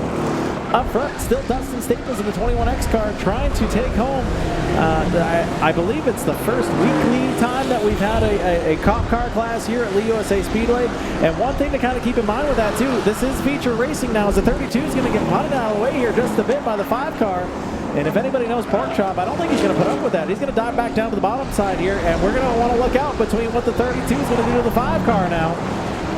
A little bit of a point there to the 5, a little bit of a warning from Chief Starter Dave Tibbetts. Yeah, Renfro didn't want to turn him, he just wanted to rattle his cage. Yeah, that was the other way though, wasn't it? Yes, it was. I think it was, right? Yeah. What was that, 90 something? 98? Yeah, I remember it well. If it was 98, I was 5, if that helps at all. Here is now Austin Erickson going back down to the inside of Renfrew here. We're going to see if they play nice with each other. Again, that's going to be for the 6th spot. Looks as though Erickson hits the grass just a bit down the backstretch here, as we are already halfway down, halfway to go. A heck of a battle for 6th still side by side here over on RaceDayTV.com, as you see Austin Erickson fighting on the bottom side there with the 5 of James Renfrew. Renfrew now is going to fall back in line, settle for 7th here. And we got the leader to ball around. We're going to have a black flag situation here. And it looks like we got fluid down on the racetrack here. Austin Erickson pounding the wall there in turns 3 and 4. Yeah, it had to be something on the track. There were black flag in that car and was within a straightaway of the leader. And we're gonna see what the call from race control is here, because obviously the leader Dustin Staples getting caught up on the fluid down on the racetrack there was leading this one, had led every single lap so far. Now finds himself behind 4 cars, all the way back in 5th now. So we're gonna see if anybody is gonna see what they do with the 21X there. As Austin Erickson, I think, asking for an address for Christmas cards come later on this year with the 5 machine. I think that's what that was, right? Yeah, it's like, I think he was kind of showing, hey, right, give me your address. Maybe I think he was asking, you live at 11 whatever the address is, right? So that honestly makes a lot of sense. It could have been a cooking recipe too, I'm not really sure. It's hard to read lips all the way up here, but that's what Race Day TV is for. Anybody in the stands as well too, if you don't have it, feel free to download it on your phone. It's available to all Apple products as well as Roku devices, where if you're in the stands right now, you have an Apple product and you want to see the replay that's popping up right now, you see Dustin Staples barreling it down through turns 3 and 4 all by his lonesome, turns it around, and I think he's a little bit more qualified than to have that happen by himself, as just after that you see the 32 of Erickson pound the wall and unfortunately take himself out of the remainder of this, as again you're going to see another replay here. 32 is going to barrel it off into the corner there, a little bit of an overcorrection, and boom, you see those black streaks there. And this place is a lot like Wiscasset, Ken, where we're surrounded by walls all the way around. There's not a lot of places to hide here, and I've been doing this personally for about, how old am I? 30 something allegedly, about 25 years or so. And every single time, no matter what I've seen, no matter type of race car, no matter the racetrack, concrete walls are undefeated against race cars. I've seen some entertaining things happen at some tracks that don't have concrete walls. Back before the walls were put in at Wiscasset, we used to joke, just look for whatever tree is shaking and go that way. That's fair, yeah. Again, we've talked about I grew up a Beech Ridge kid. If you hit the trees at Beech Ridge, you were lost. You were lost. You're either over on Two Rod Road or you're down by the tech shack there. And you have grossly found your way away from the racetrack, and that's certainly not what you want. Closer to the main mall than the racetrack. Right, yeah. At Wiscasset, there's also like a 30-foot drop-off, isn't there? Yes, we called that the launch pad. Yeah, I don't recommend that. Or there's probably still cars down there that are just, yeah, that's fine, right? Yeah, leave it. Luckily, we don't have that here. We are self-contained, but because of that, well, you get the hook. And that's unfortunately what Austin Erickson is going to see there in the 32 car. I guess you could miss turn 2 and end up on Calif Highway again, right? But that's a bit of a long shot. Yep. But again, Cop Cars, Crown Vics hitting the racetrack right now, presented by MLM Diagnostic Services. Always a huge supporter here at Lee USA Speedway, a former sponsor of the Pure Stocks here at Lee USA Speedway, now finding themselves the label of the Crown Vics. Healthy car count here for a brand new division to the racetrack, so that is incredible to see. I'd love to see that. For anybody out in the stands right now that you're sitting there and you want to be a part of the action, this is a great way to get started. These are quite literally just old cop cars, 4-point cages, stock windshield. You got to leave the dashboard and everything in it. They're automatics, and you just go out there and you start racing. You can paint it up like your hero, or you can become someone else's hero in your own right there. And paint it up like a taxi cab. You can paint it up like a taxi cab. You can paint it up like whatever you want. It doesn't matter to me. As long as you're out there and you're having a great time, that's what it's all about. And this is a guarantee it's going to be one of the best races of the evening. As it does look like race control is going to give Dustin Staples his pole position back there. Again, he had raced up front this entire race. He had led every single lap so far. We are officially halfway now to go here as Dave Tibbetts is going to cross this time by. Green flag next time around at about 3/8 of a mile. And we still have everybody on the racetrack here except for the 32. So a lot of race cars, a lot of good drivers out there as well too, and we're going to see what happens. Yeah, good call from race control. That spin was not of his doing. They were trying to get that car off the track in the process and just got swept up in it. So good call, and we're going to put him back at the point on this restart. 10 laps down, 10 laps to go. Yeah, and I don't think anybody's going to be upset about putting the 21X back up front there. Now green flag is out. We are racing Andrew Harmon with a second crack at it from the outside pole. Is going to see what he can do with that 14 machine on the top side here. Can't quite make it stick. 21X clears him down the backstretch. He'll lead him into turn number 3 once again. Harmon will settle it down into second. Found that opening, and they're going 3 wide back behind him. 3 wide for third place, and the 5 is right in the mix as he has been throughout the whole race. Yeah, as we're side by side on racedatetv.com right now, you see some drivers kind of floating back there in the middle there, and everybody kind of minding their P's and Q's, trying to get back into their situated spots, get nose to tail here and run these last hard 8 laps as well as possible here. But it's the Dustin Staples and Friends Invitational so far here in the Crown Vic class at Lee USA Speedway. Andrew Harmon's going to have to settle for second as we got contact there down the backstretch.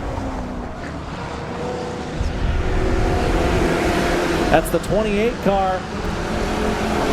Yeah, he's desperately been trying to get down in line. Now he's stuck out 3 wide. Yeah, is that Rusty Wallace on the inside there as well, too? Bill Elliott trying to follow him behind. I don't really know what's going on here. We're having a heck of a show here from the Crown Vic classes. Again, Dustin Staples up front, slowly clicking off the laps in the 21X machine. As we get a side-by-side battle for second here. Here comes the 23 of Jacob Mishu for second, getting around Andrew Harmon. Mishu now gonna have about 5 laps to go as we see 5 fingers in the air this time by as Harmon gets turned around in turns 3 and 4. Yellow flag gonna be out for the second time here in our Crown Vic class as the 14 is gonna tag back onto the tail end of the field here. Yeah, he got a little help over there in turn 3 and 4. Renfrew, little tap on the rear bumper of that number 14, turns him around, and Folks watching on Race Day TV, I'll get a little look at it right now. Actually, it might have been a little bit of room in the inside. Harmon trying to protect. Couldn't quite shut the door quite quick enough.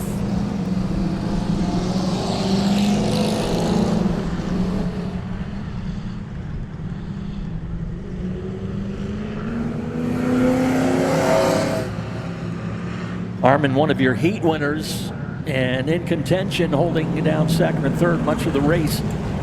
Will find himself restarting at the tail end for this one. And now what we're going to have basically is a heat race to finish this one out. Again, almost 20 cars taking the green for our new Crown Vic class here, again presented by MLM Diagnostics. Again, shout out to them for presenting this race and getting everybody out on the racetrack here tonight on the 61st opening day of Lee USA Speedway. Looks as though we're just going to get some timing and scoring issues squared away here, as again Dustin Staples now has led every single lap. Got into trouble a little while ago, got into some fluid on the racetrack, got turned around by a little bit of fortune there and virtue of the racetrack, got his spot back. Now finds himself again with the race lead with 6 laps to go, but he's got a new person to his outside for the first time tonight. It's Jacob Mishu on the 23 machine to his outside. That's something that the 21X hasn't had to deal with just yet, so we're going to see if anything different happens here now as Andrew Harmon's all the way out back in that 14 car. Yeah, the 5 Renfrew joins him back there as well. That number 23 of Michaud, he started this race back in 5th and has quietly worked his way. He was starting to get up in the contention to grab a top 3, and now here he is on the outside for this restart. And hopefully for the final time here tonight for our Crown Vics, the green flag is out. We are racing, and Michaud with a big jump on the outside pole. It's going to try and arc it from the top side here through 1 and 2. Has a half a length advantage down the backstretch. He's going to get the big drive. He clears him down the backstretch. New race leader of the 23 car. Yeah, able to put it down in front and actually pull away by a car length as they come onto the front stretch this time. 5 laps to go this time by, and all of a sudden the 23 car, Jacob Mishu, leads this one for the first time here tonight, and he says, see you later, bye, as he's already got about a 5-length advantage back to Dustin Staples in the second car. The 04 machine just trying to hang tough in third. From 5th place starting spot up into the lead and continuing to pull away in the closing laps of this one. They'll be down to 3 laps to go when they cross the stripe this time.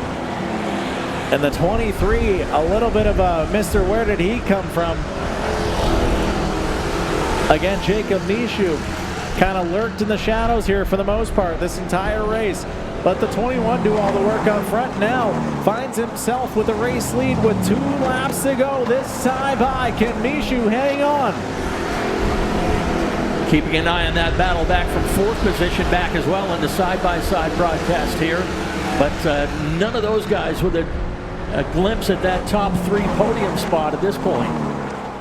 White flag in the air this time by. Jacob Mishu has 3/8 of a mile to claim the first weekly Crown Vic class win here at Lee USA Speedway. And down the backstretch for the final time. Has about a half straightaway advantage over the 21X of Dustin Staples now through 3 and 4. Black and white squares in the air, and the winner is going to be the 23 of Jacob Mishu, followed by Dustin Staples and the 04 of Keith Walton to round out your top 3.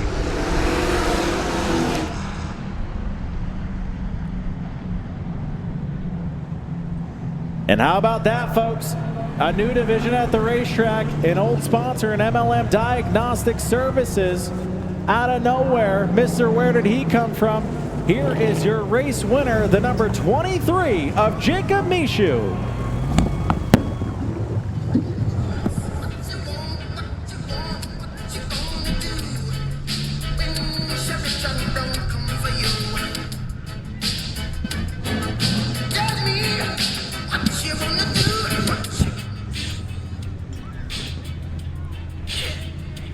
He'll pull it into victory lane to grab the checkers, and Charlie will head down there as looks like things have expired on that number 21 of Dustin Staples.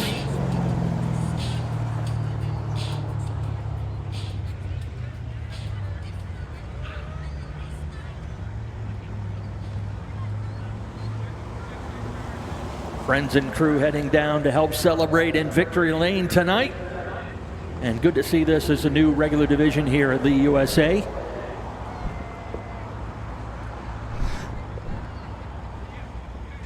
Send things trackside. Charlie Sanborn's got your top three. Well, thank you, Ken. We are down here at Victory Lane at Lee USA Speedway. And for the first time in Lee USA Speedway history as a weekly division, the feature winner of the Crown Vic class is the 23. Mr. Where did he come from? Jacob Mishu. How goes it? It's going pretty good. To be able to come out here and do this with all of our friends, and this is a great division. I'm glad they brought it to Lee. I've been racing it at other tracks and had a lot of fun. This is my home track. I started here back in 2003, so to bring it back here, I think this makes 3 in a row. It's pretty cool. Absolutely. So obviously you didn't come here by yourself, so who do you have to thank here tonight?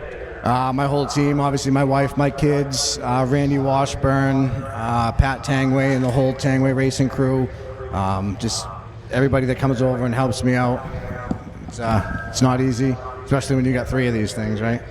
And there you have it, folks. That's the winner of the Crown Vic class, the number 23, Jacob Mishu, as we're now going to head on over to our runner-up here.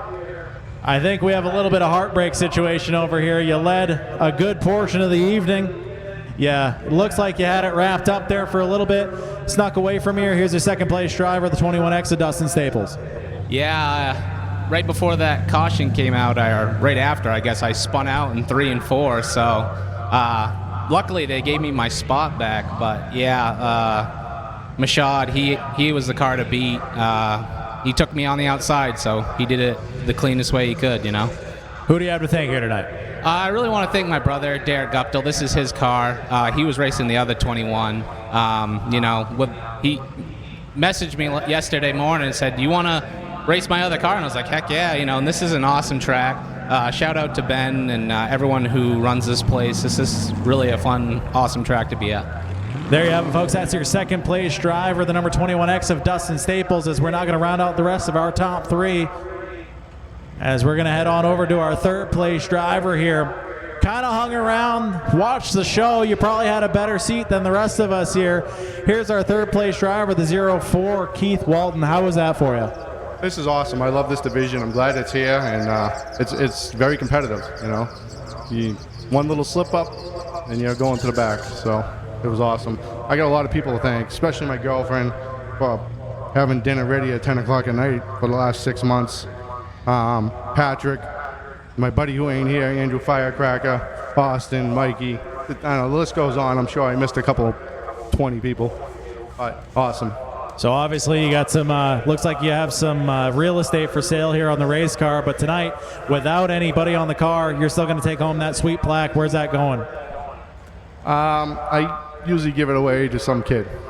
Well, there you go. If you're a kid out in the stands and you like trophies and you love race cars, get a hold of the driver, the number 04 tonight. That's your third place driver, Keith Walton. That's our Crown Vic class, so back up to the tower with my good buddy, Ken Minot. All right, thank you, Charlie Sanborn. Congratulations to your top 3 down there in Victory Lane, our first feature of the season here in the 61st season opener here at the USA Speedway. Coming up next will be the Super Streets, and they'll be running their 25-lap feature. And after that, we'll turn it over to our main event, the 350 Smack Super Modified. It's a good night for Friday Night SmackDown here, as we are now under the lights and our first photographs down in Victory Lane taking place.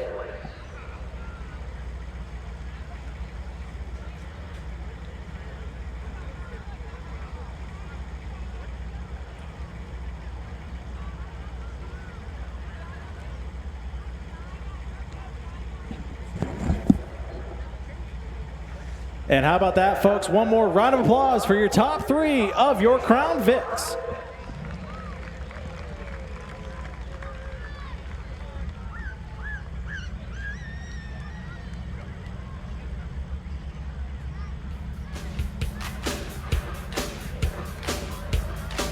If you see a faded sign at the side of the road that says 15 miles to the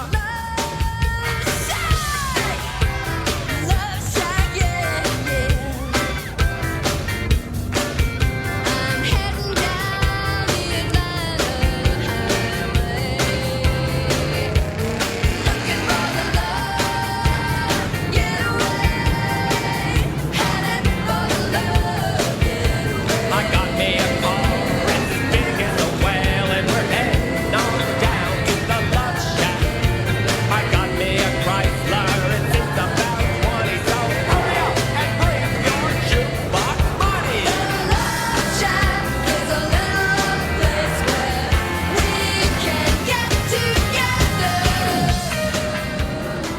And you see him coming out on the racetrack now, folks. Here are your super streets.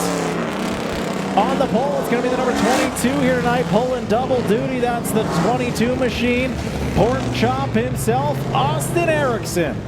To his outside on row number 1 is going to be the Cabana Boy, Justin Beecher in the 57 car. Inside row number 2 is going to be the 12 of Milton Duran, and to his outside, Patrick Tangway in the number 79. Inside row number 3 is going to be the 7 car of Donnie Belial, and to his outside is the 42.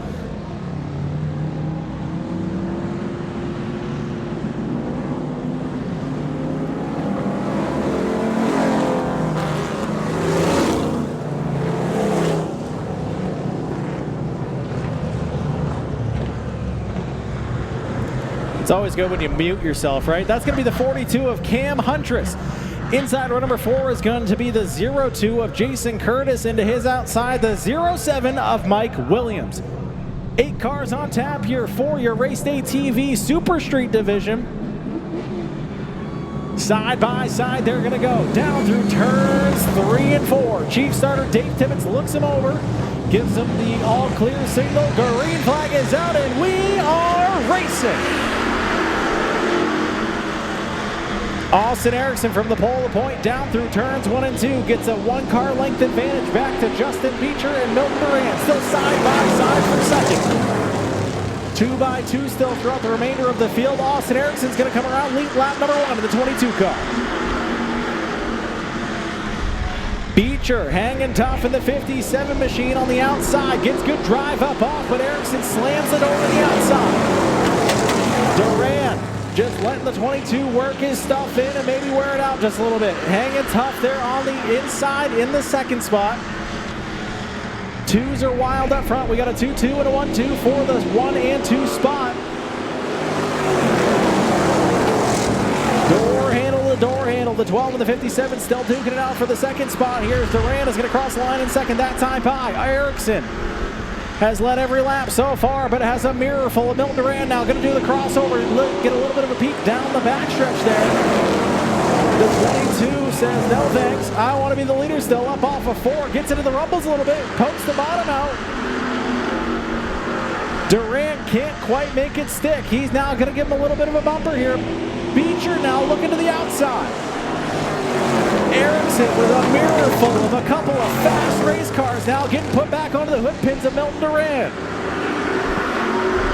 Beecher going to try and get the run now. He's going to split first and third. He's to the quarter panel, the race leader. Beecher now gets the door slam one more time by Erickson.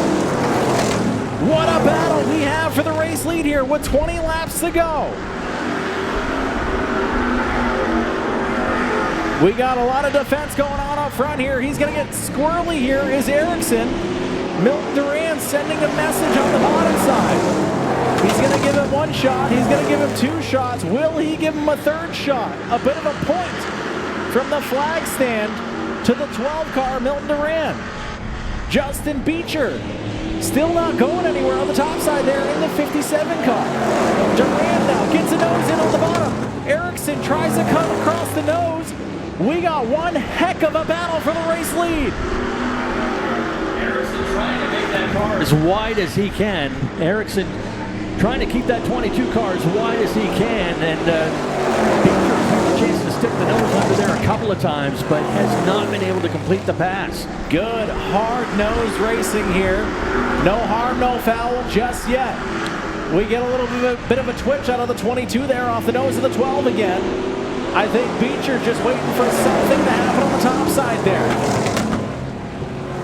Yeah, Duran showing a lot of patience as well there in the number 12. He could easily stuff it in there and move that 22 car, but he's waiting for the right opportunity. He's kind of boxed in there, but a good place to be. The 22 making that very wide of a race car there. All around the racetrack, everybody's still playing nice so far. Again, good, hard-nosed, clean racing so far. Nobody's jumped each other yet, but I'm sure it's crossed the mind of all 3 of these drivers here. Duran and Beecher still putting on the show for second. Duran getting into the corner panel of the 22 car. 22 comes back down across. 3 wide into turn number 1. Ericsson sandwich now as they drive around him on both sides and continue their side-by-side battle now for the lead. And just like that, Austin Ericsson goes from the race lead to outside the top three. Top three now get into each other. Contact up off of turn number 4. And just like that, the tables have turned. Austin Ericsson has led the majority of the lap so far. Went from first to third up off of turn number 2. Just after that, the 12 of Duran and the 57 of Beecher get into it.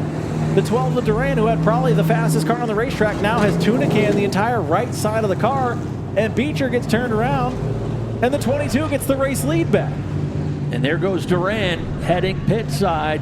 As you said, tore off some panels on the right side of that beautiful number 12 machine.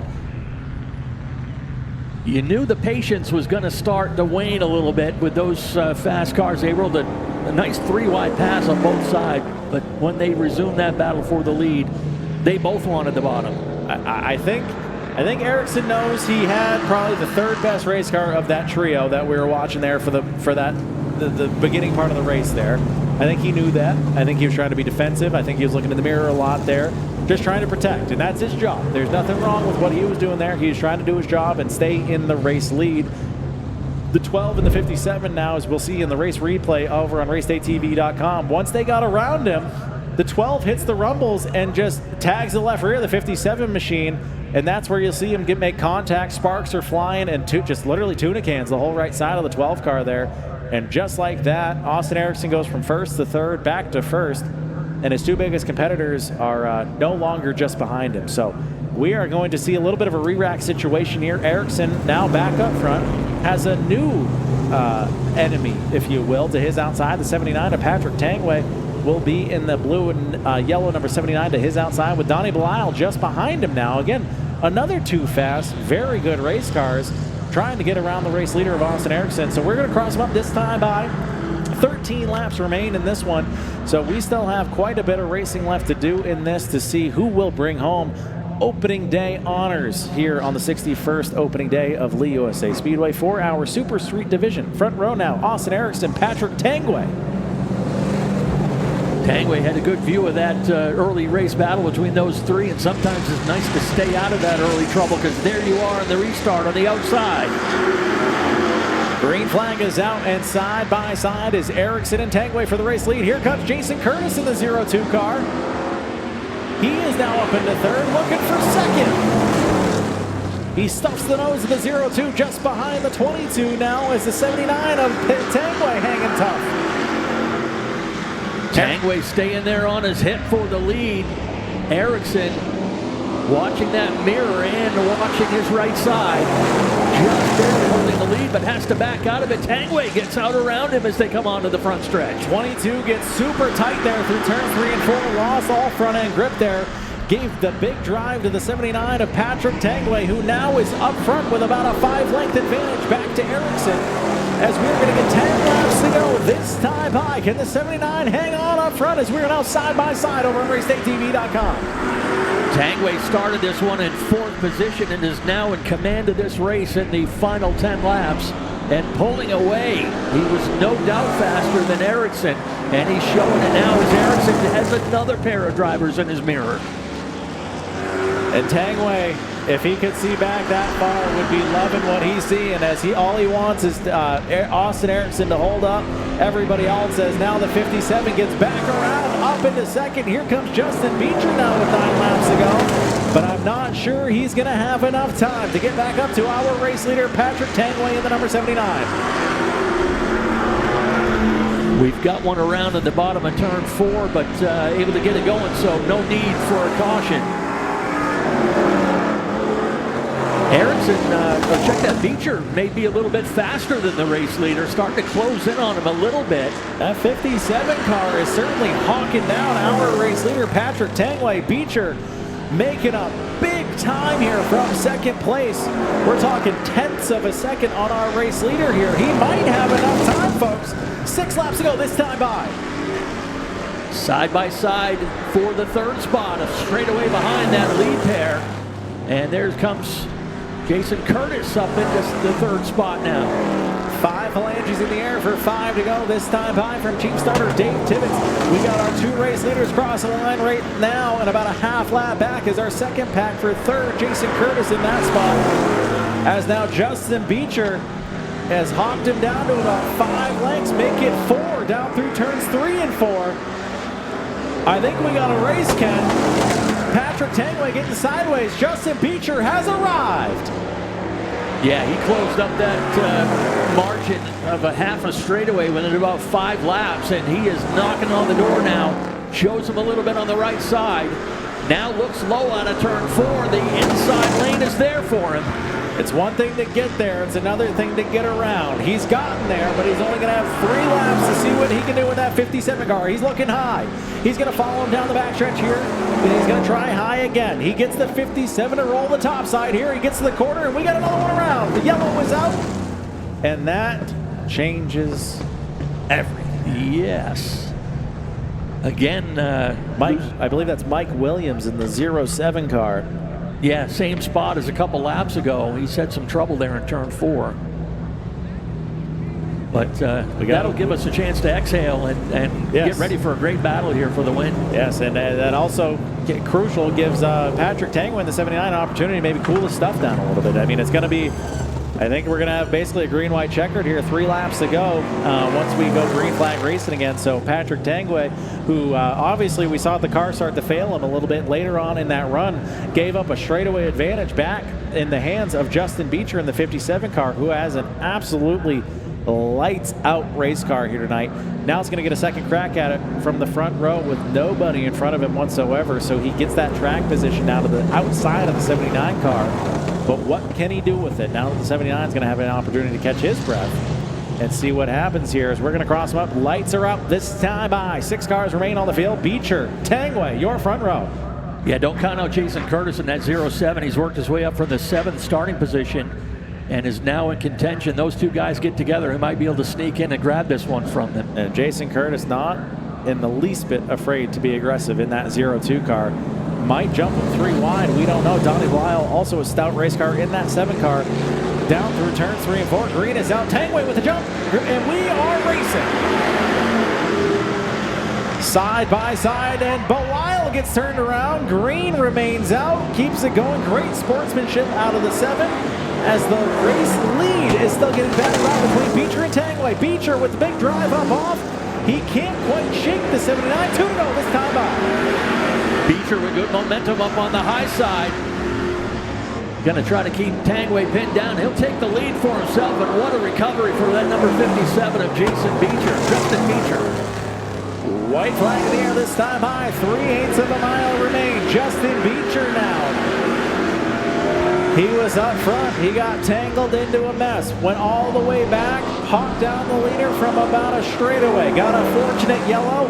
Now finds himself in Lee USA victory lane. Here's your winner, the 57 of Justin Beecher. Patrick Tangway and Jason Curtis will round out your top 3.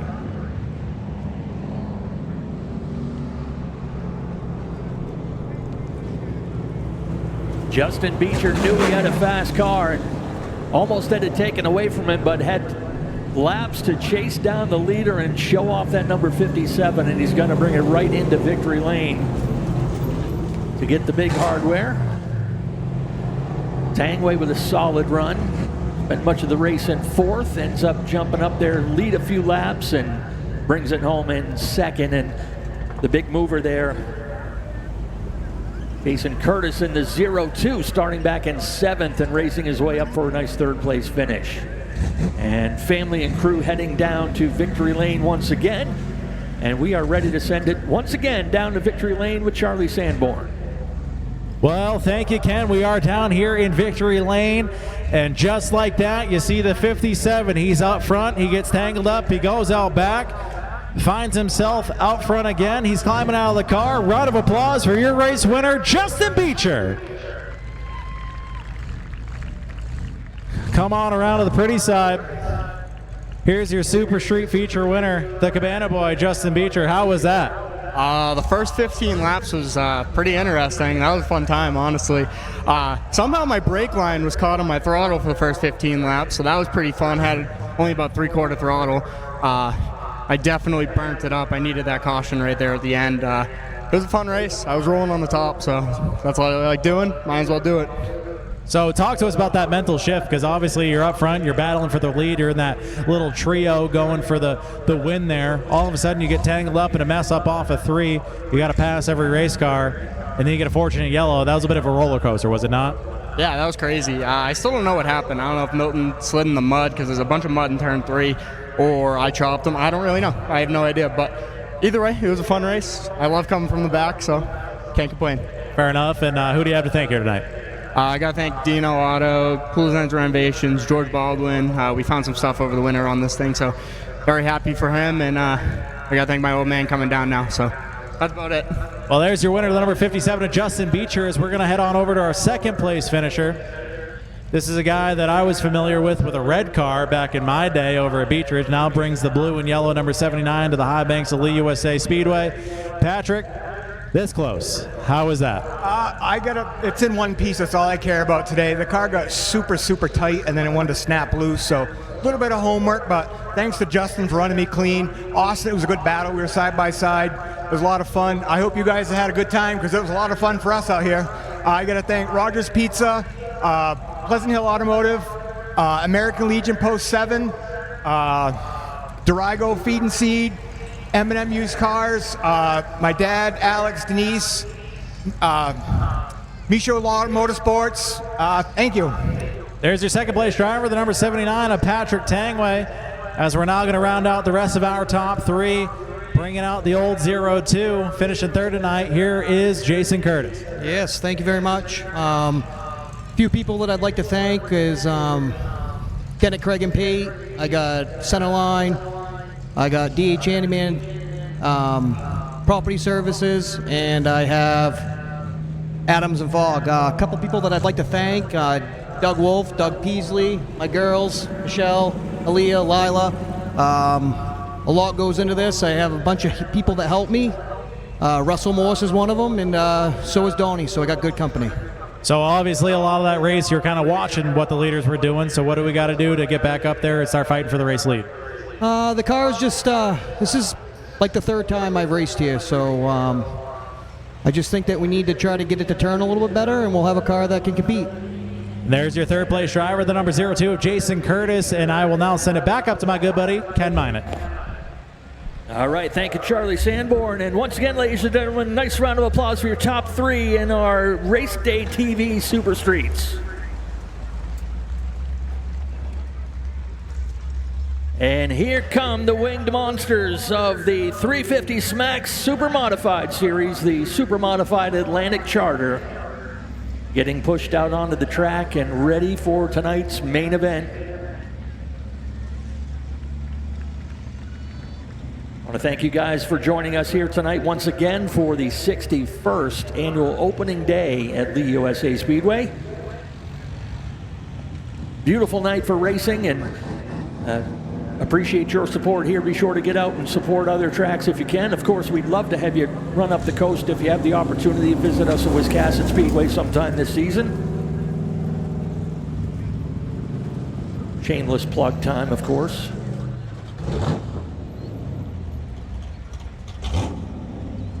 And one thing that we've actually talked about, and I'm hoping in the future we get the opportunity to do it, the last year of operation of Beechridge Motor Speedway, we had the chance for the 2 tracks to kind of collaborate on a Super Street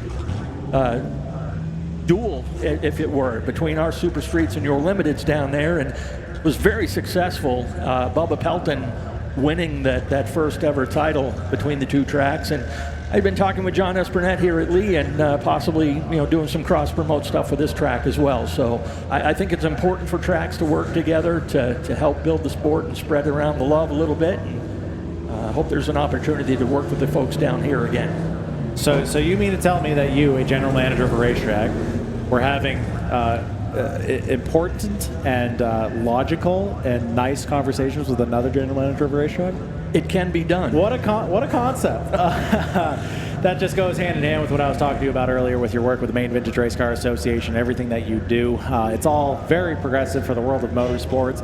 It's something that we all need to do. We all need to work together, folks, and it's one of those art forms, if you will, that there's not as many as there were maybe 20 years ago, 30 years ago, especially 40, 50, even 60 years ago. So it is one of those things where we need to, it has had an incredible revamp, I believe, in the last probably 5 to 10 years, certainly, but it can only go up.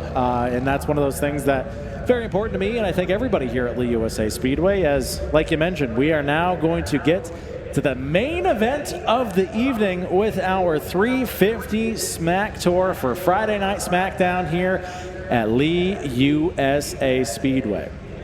Are you ready, Ken? I'm ready. I'm ready to get it on here. These guys always put on a great show.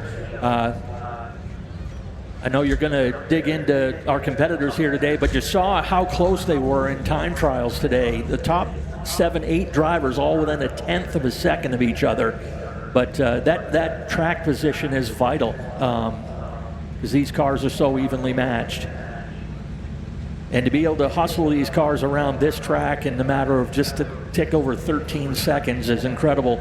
I always tell people, when you're out on the highway, here's a good example. I had a nice 2-hour drive down here from the little island of Georgetown, Maine, where I live, and some of the traffic you're in, you're like white knuckle all the way through. And imagine being in that traffic, but doing about 100 miles an hour with no brake lights and such, and hustling that 100 miles an hour around a 1/3 mile circle or 3/8 mile circle. That is a testament to the expertise that you're seeing behind the wheel of these cars tonight. And these are just regular folks, Yeah, they're superstars out here on the track, but these are the guys that might be turning a wrench on your car during the week. They might be a guy building your house. They might be, somebody painting your house or whatever. But, regular guys during the week, superheroes here on the track on the weekend. And I think that's what's important about all this, really, Ken, is that everybody you see out on the racetrack here, obviously they are the superstars, but they are our local superstars. All these guys also have day jobs, and they work a 9 to 5. So that's the beauty of motorsports. When you come out and you see these drivers masked behind a number and a helmet and a fire suit, they also are all real people, and that's what makes this world so special. As I want to ask you folks, we're hitting the main event portion of the evening, so I need to know, are you ready? Come on now, you can do better than that. Are you ready?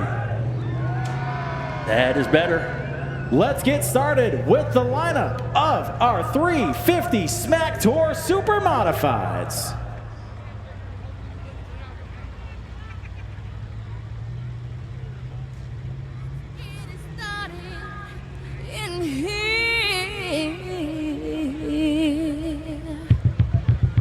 And the bass keeps running, running, and running, running, and running, running, and running, running, and running, running, and running, running, and running, running, and running, running, and it's Starting shotgun on the field in the 19th position. Please put your hands together for the number 29 of Jim Barker. 18th on the grid is going to be the number 01 machine. And to his inside will be the number 4 out of Windham, Maine. Please put your hands together for Craig Heroff. Next in line to the outside will be the number 22 machine of Sparky MacGyver. To his inside is the number 66 of Stephen Dufely.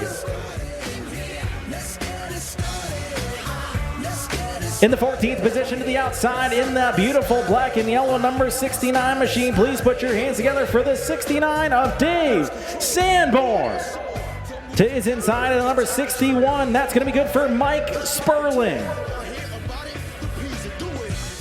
In the 12th spot, in the number 27, who has had one heck of a last 24 hours, please put your hands together for Robbie Gordon Douglas.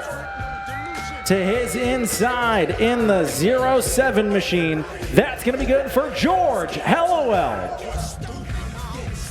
Next, starting from the 10th spot, outside of row number 5, the one, the only, driving the Seacoast RVs Timmons Machine Black Flag Podcast number 13, Stingray Bobby Timmons. To his inside is going to be the 57 of PJ Sturgis. The 8th spot is going to be good for the 12 of John Leonard.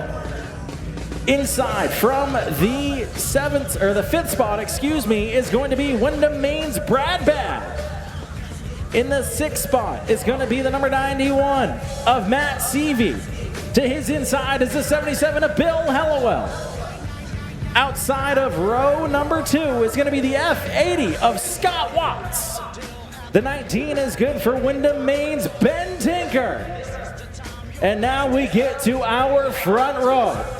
For the first time in that race car, my good buddy out of Naples, Maine, in the 44 machine. Put your hands together for Rusty Poland. And then, with quick time on the evening, he went out and set a blistering lap time. Please put your hands together for the number 9 of Paul Buzzle. And that, folks, will be the starting lineup for your 350 Smack Tour Super Modifieds here on Friday Night SmackDown at Lee USA Speedway for the 61st annual opening day here at New Hampshire Center of Speed. Now, if you all will please join me for the 4 greatest words in motorsports on the count of 3. 1, 2, 3. Gentlemen, start your engines!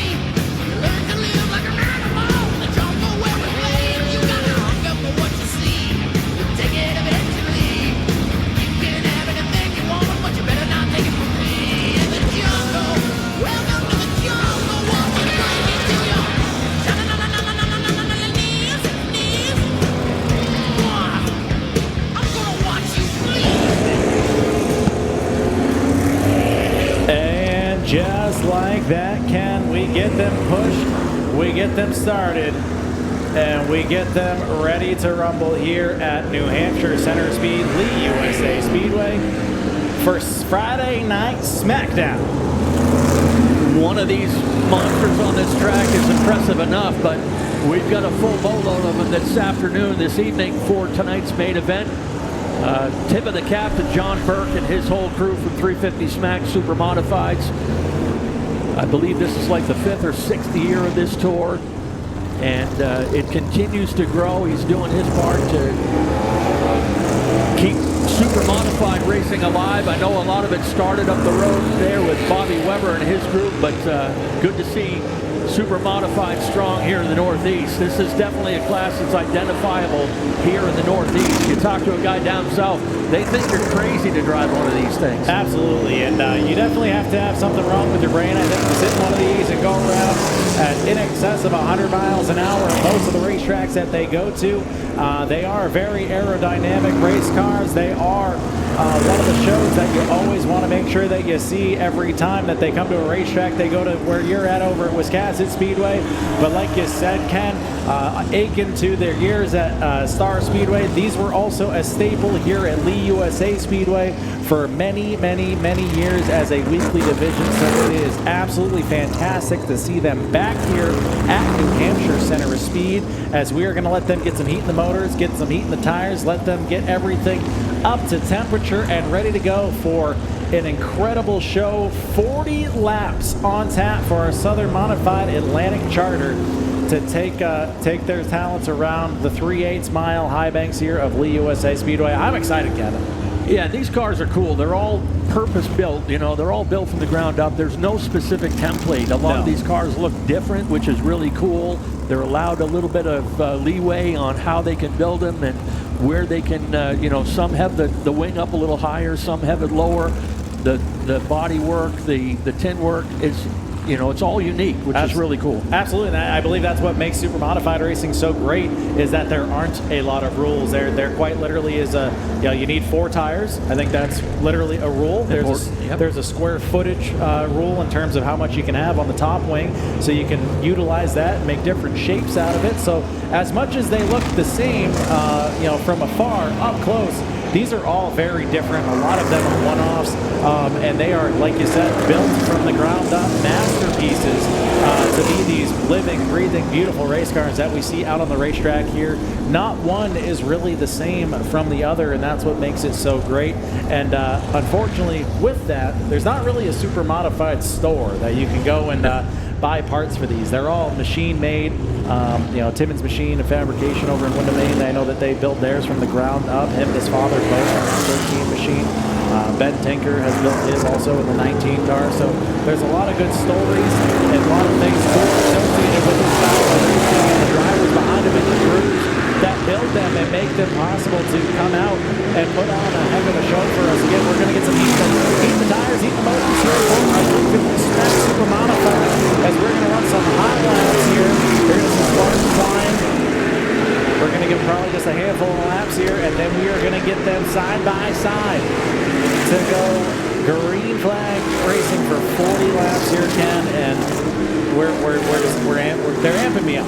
Yeah, and another cool thing, these guys don't have mirrors. No mirrors, no guy in the radio. You know, they got a race director in their ear, and that's it. So it's a lot of feel. You got to have really heightened senses when you're driving these cars. Absolutely, it's a big fast go-kart is what it is.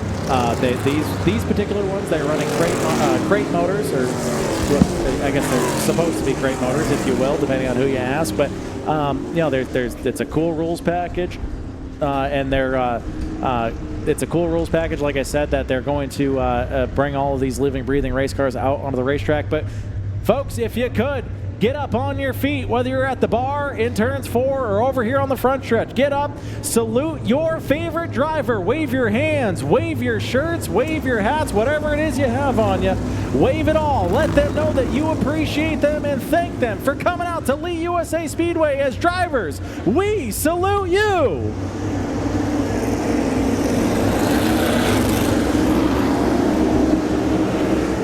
And just like that, the lights are off here at New Hampshire Center of Speed. The 9 of Paul Buzzle and Rusty Poland to his outside are going to lead him side by side. Wingboard to wingboard down through turns 3 and 4. Chief starter Dave Timmons looks him over. Green flag is out, and we are racing.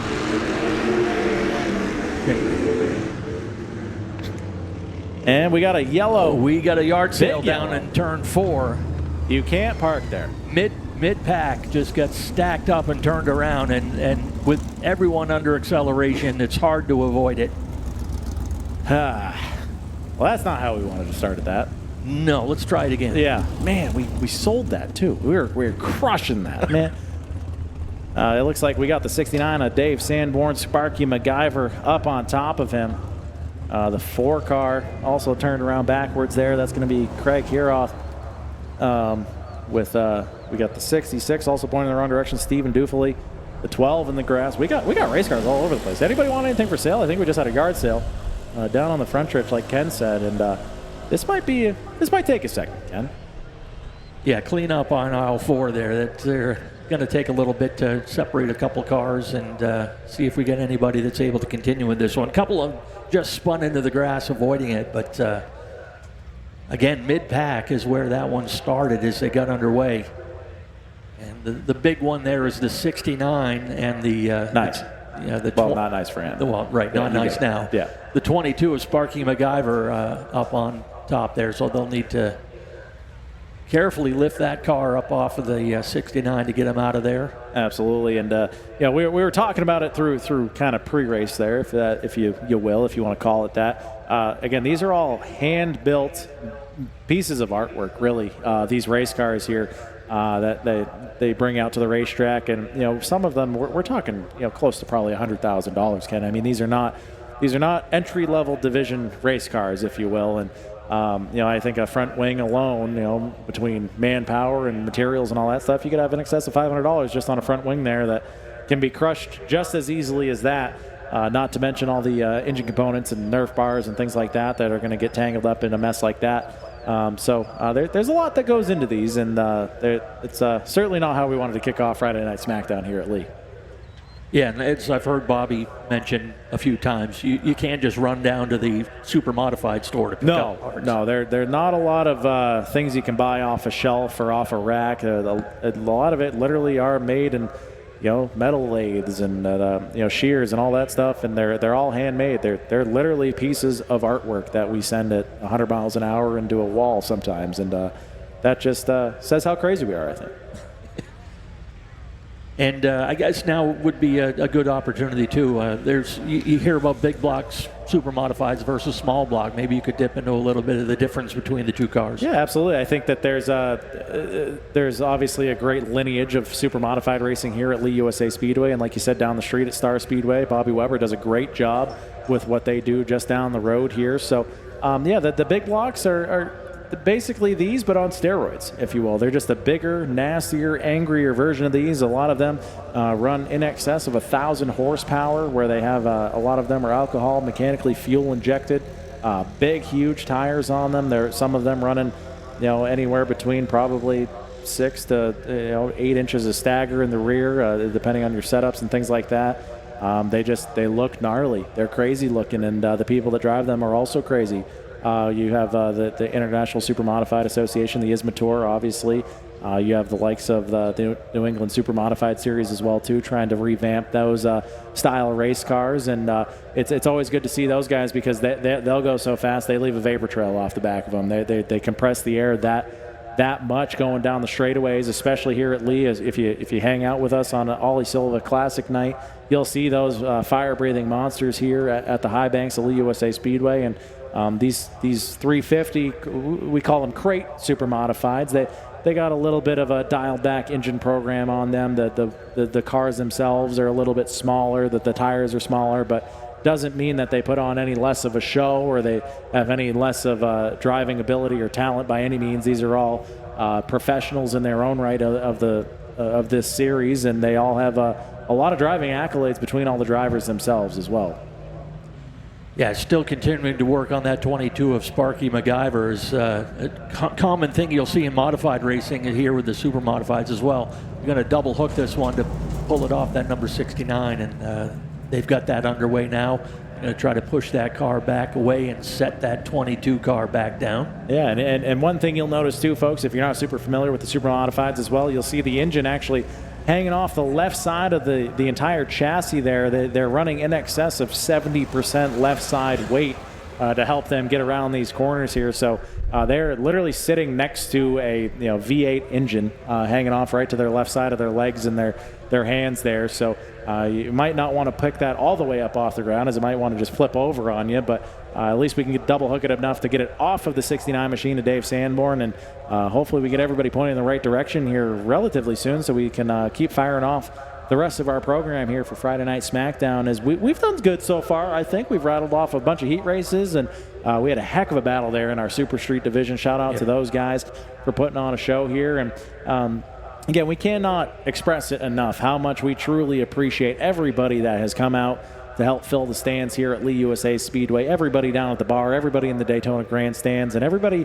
that might even just be in the pits right now, hanging out in a trailer or hanging out with their car that might have just gone off the racetrack or still getting ready to go out on the racetrack. We appreciate every single one of you for, again, I say it all the time, but it's your hard-earned money. You're spending your hard-earned dollar, your hard-earned off time to come share a Friday night with us, and it truly does mean the world to us because without you folks, we wouldn't have a place to race. Without a place to race, race cars don't exist, and if race cars don't exist, I'm not a very happy dude. So it all stacks up just like that. And unfortunately, that was a tough start to our 350 Smack Tour race, but we're going to get these guys squared away and hopefully fire right back off. And it's good to see the smiling faces here today too. I won't lie, this May has been unprecedented miserable. When it comes to... Absolutely miserable. I can say it hasn't been happy times up the coast where I am either. It's been a struggle for all the tracks here in the Northeast. So finally good to have a nice night here where we can get together and enjoy some racing. And for those that might be new to the world of motorsports, we've obviously touched on it quite a bit. You are the general manager and the voice of Wiscasset Speedway. So if this is maybe someone's first time at a racetrack or they're maybe more familiar with the happenings at Lee USA Speedway, if they wanted to take about a 2-hour poke up north, what are some of the differences and cool things that they could see up in your neck of the woods? Well, it's the track is actually the same size. We happy to boast that Wiscasset is Maine's fastest track. Same size as Lee, but not quite as bigger corners, so to speak, shorter straightaways, and the banking is quite similar. So we run a lot of the same divisions, everything from pro stocks down to four-bangers, as we call them, and some modifieds. Actually, we just started a new 207 crate modified class. First time there's been tour-type modified racing in Maine on a weekly basis in 35 years. The last place to do it was Beech Ridge back in 1990. And to piggyback off of that and that information with the modifieds, you guys are actually doing a pretty cool program where the owner of the racetrack actually has modifieds that you can maybe jump in. Is that correct? Yeah, just and talk about bad timing. My track owner, Richard Jordan, bought like 9 tour modifieds just before COVID hit. Great time to buy those. Incredible time, yeah. Where you wanted to make all your purchases, yep.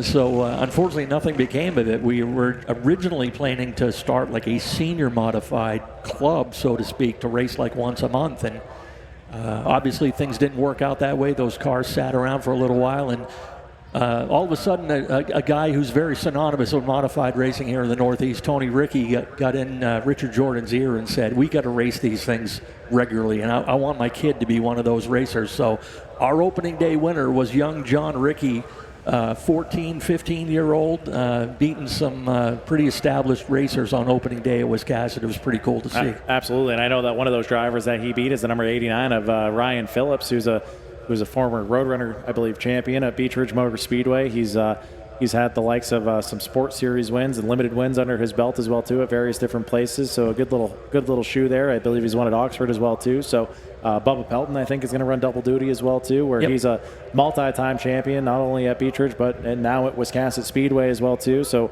it's a good little class you guys have going on over there, and it's very similar. Again, if you're familiar with the motorsports world and what's going on in our general neck of the woods, they're very similar to like a modified racing series, MRS style car or something like that. SK mods, tour type, NASCAR, wheel and modifieds, whatever you want to call them. It's the same general idea, but we're going to put a 602 crate engine in them or a 604, depending on what your budget allows you to do. And that's kind of the cool openness of the rules package that you guys have going on over there. But looks like we finally have some clear racetrack here in turns 4. And maybe we just got to get one turn back around. But we do have push trucks ready to go here to fire these guys back off. Again, these are all direct drive racing machines. So no starters. There are no starters. There's no clutch. There's no transmission. It's literally a drive shaft comes off the back of the engine straight to the rear wheels. So in order to get the engine fired, you actually have to push them and flip an ignition switch. Say that 10 times fast. Ignition switch with some fuel pressure, and that's how they get rolling. So sometimes it is hard for them to just kind of stop on a dime because they just simply don't. But That's why a lot of times you'll see a little bit of an extended cleanup here to get everybody back rolling onto the racetrack. But again, I think once we get everybody kind of calmed down a little bit, I think we made it. Maybe we amped up the program a little bit too much for them, and they were all sitting in the back there ready to go, and we fired it off and had a little bit of a calamity corner there up off of turn number 4. But hopefully they got that out of their system and can have themselves a good race here. But we were fortunate enough before the races started to catch up with a couple of drivers here, actually, to the likes of Bobby Timmons. So I don't know about you, but maybe we can go back on that and see what he had to say.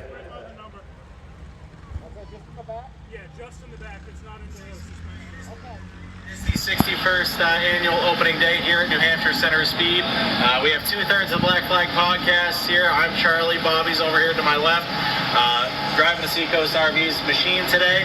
We've had a pretty long week ourselves together, Bob. So what do we have on top here today? How's the Green 13 going? Pretty sporty in that first round. They give you the option. You can either run a built motor or a Star sealed crate engine with a weight brake. So that's what we chose, was the weight brake.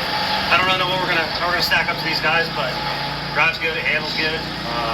The tires that are on are from 2023, so not ideal, but it was still pretty quick. So we'll try and get here this next round, qualified later on, and hopefully have a good run tonight with the same picture. Always want to win here. So time trials tonight, not heat races, a little bit of a different mental shift there. So what are you going to be doing differently with that in mind as opposed to what you could have been doing with the heat races? Stay tuned. That's what we wanted to hear. Back to up to us in the tower, me in the tower, I guess. Thanks. And just like that, you hear from Bobby Timmons, who's out on the racetrack right now in that green number 13 machine. We also got to catch up with Robbie Gordon Douglas in the number 27 North Carolina car, where if we have a little bit of a break, maybe we can tap back into that as well too. A good story there. Robbie Gordon Douglas in that 27 car, originally from New Hampshire, used to drive in the American Canadian Tour late model division, has found himself liking these super modifieds. But he actually currently lives down in North Carolina. He's going to college, and kind of like what I did back in the years between 2013 and 17, I was flying back and forth between Ohio and here. He does the same thing from Charlotte to go racing back home. He was supposed to land last night, actually, I believe in Manchester, which is only about maybe 15-20 minute drive from his house. Well, he gets to the airport and it's delayed 2 hours. Well, nobody seems to really balk at that too much. Well, then it's another 3 hours, which comes to a 5-hour delay. Well, then all of a sudden it was a 13-hour delay, and now people are starting to get irritated. Maybe find out where they got to sit from the airport. Then all of a sudden it's well, we got to take you to a different airport. So he actually flew into Providence, Rhode Island this morning, had a 2-hour drive home to hop in the truck and trailer, to where he didn't exactly know if his gear bag was going to make it to the racetrack with him. Gets a hold of that, finds his stuff, gets on the truck, gets straight to the racetrack, hops in his 27 North Carolina, goes out in practice, blows his power steering line. So I got to the racetrack here just about an hour before showtime, and he had himself covered in oil, and his crew was hashing and thrashing and all sorts of stuff. So that's a good little story if we can tap into that at some point. But shout out Robbie Gordon Douglas and team for getting that machine back together out on the racetrack there, and he actually had a pretty good qualifying time in single car there, so he seems to have brought a pretty sporty little 27 North Carolina here tonight. Yeah, and it's not uncommon to hear these guys thrashing on their cars till like 3 or 4 in the morning just to make it to a show. And like we touched on, there's no super modified store, so you have to literally make almost everything on these cars. So if you wreck, there's a lot of work that goes into that. So you will see, hopefully, maybe it'll be the announcer's jinx here tonight just because we've been talking about it so much, but hopefully we're going to see some good hard clean racing here come once we go racing one more time. But we're going to get some heat back in them again and get them cross over here in just a little bit here on Friday Night SmackDown at Lee USA Speedway.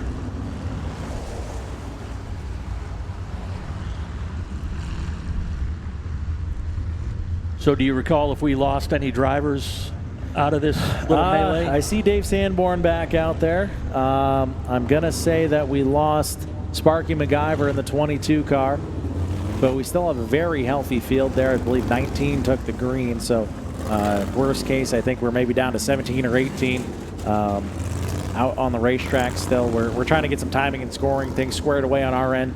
again, with the push starting and kind of making everybody sure that they're back in line where they're supposed to be at. There's some things associated with that to make sure we have all of our ducks in a row. But I do believe, that if I am not mistaken, the only one we might have lost is the 22 of Sparky MacGyver. So Ken, obviously, we've talked about you're the voice of Wiscasset. You are the president of the Maine Vintage Race Car Association. You're the general manager of Wiscasset Speedway. You're a mailman. Yes. You're a father. You're a husband. You do 4 grandkids. So you're a grandfather. Have you ever driven a race car? Only 3 times in my life. Okay. I've been in this business for 34 years. Okay. And have only driven. I ran an Enduro the last time. Did you win?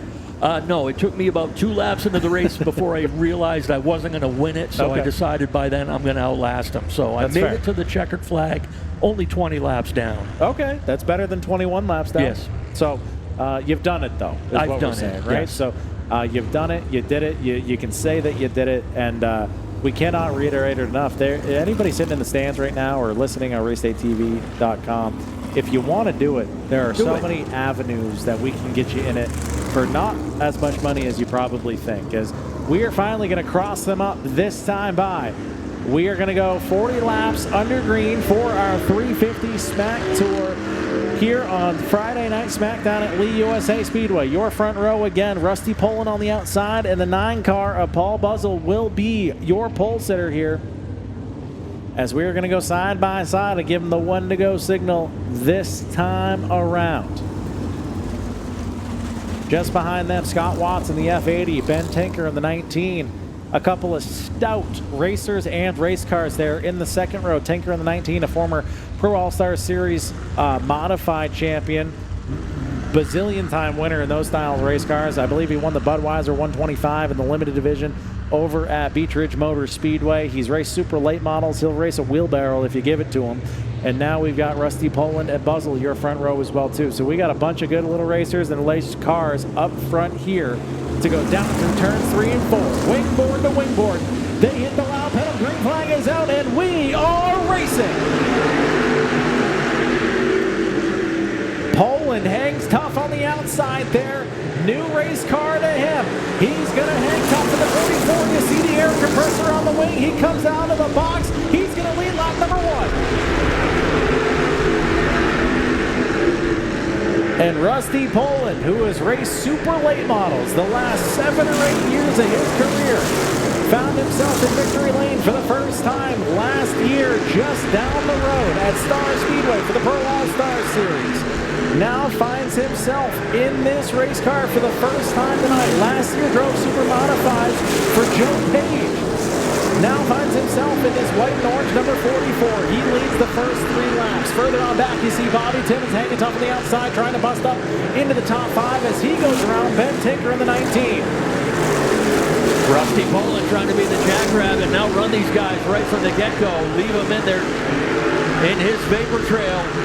Excuse me, that was Scott Watts that Bobby Timmons just got around there. He is now going to try and hawk down the rest of the top 5.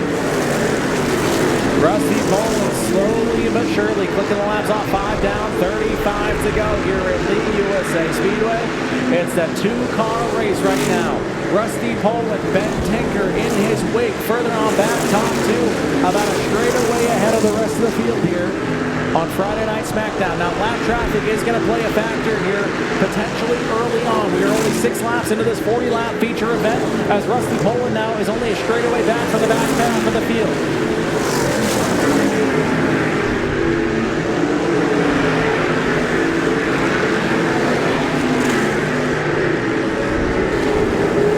They are now forming a complete line around the racetrack. Poland goes to the outside there, makes quick work of that lap car. Going to go right back down to the bottom side there. Still pulling away is he.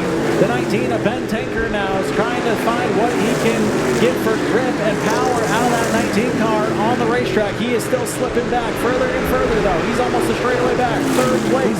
The 91 of Matt Seavey, as we got one blowing up here. I believe that's the 07 of George Hellowell, throwing smoke out of that machine. We got 10 laps in the books, Ken. Yeah, that one went up going into turn number 2, and he bails it off into the pits.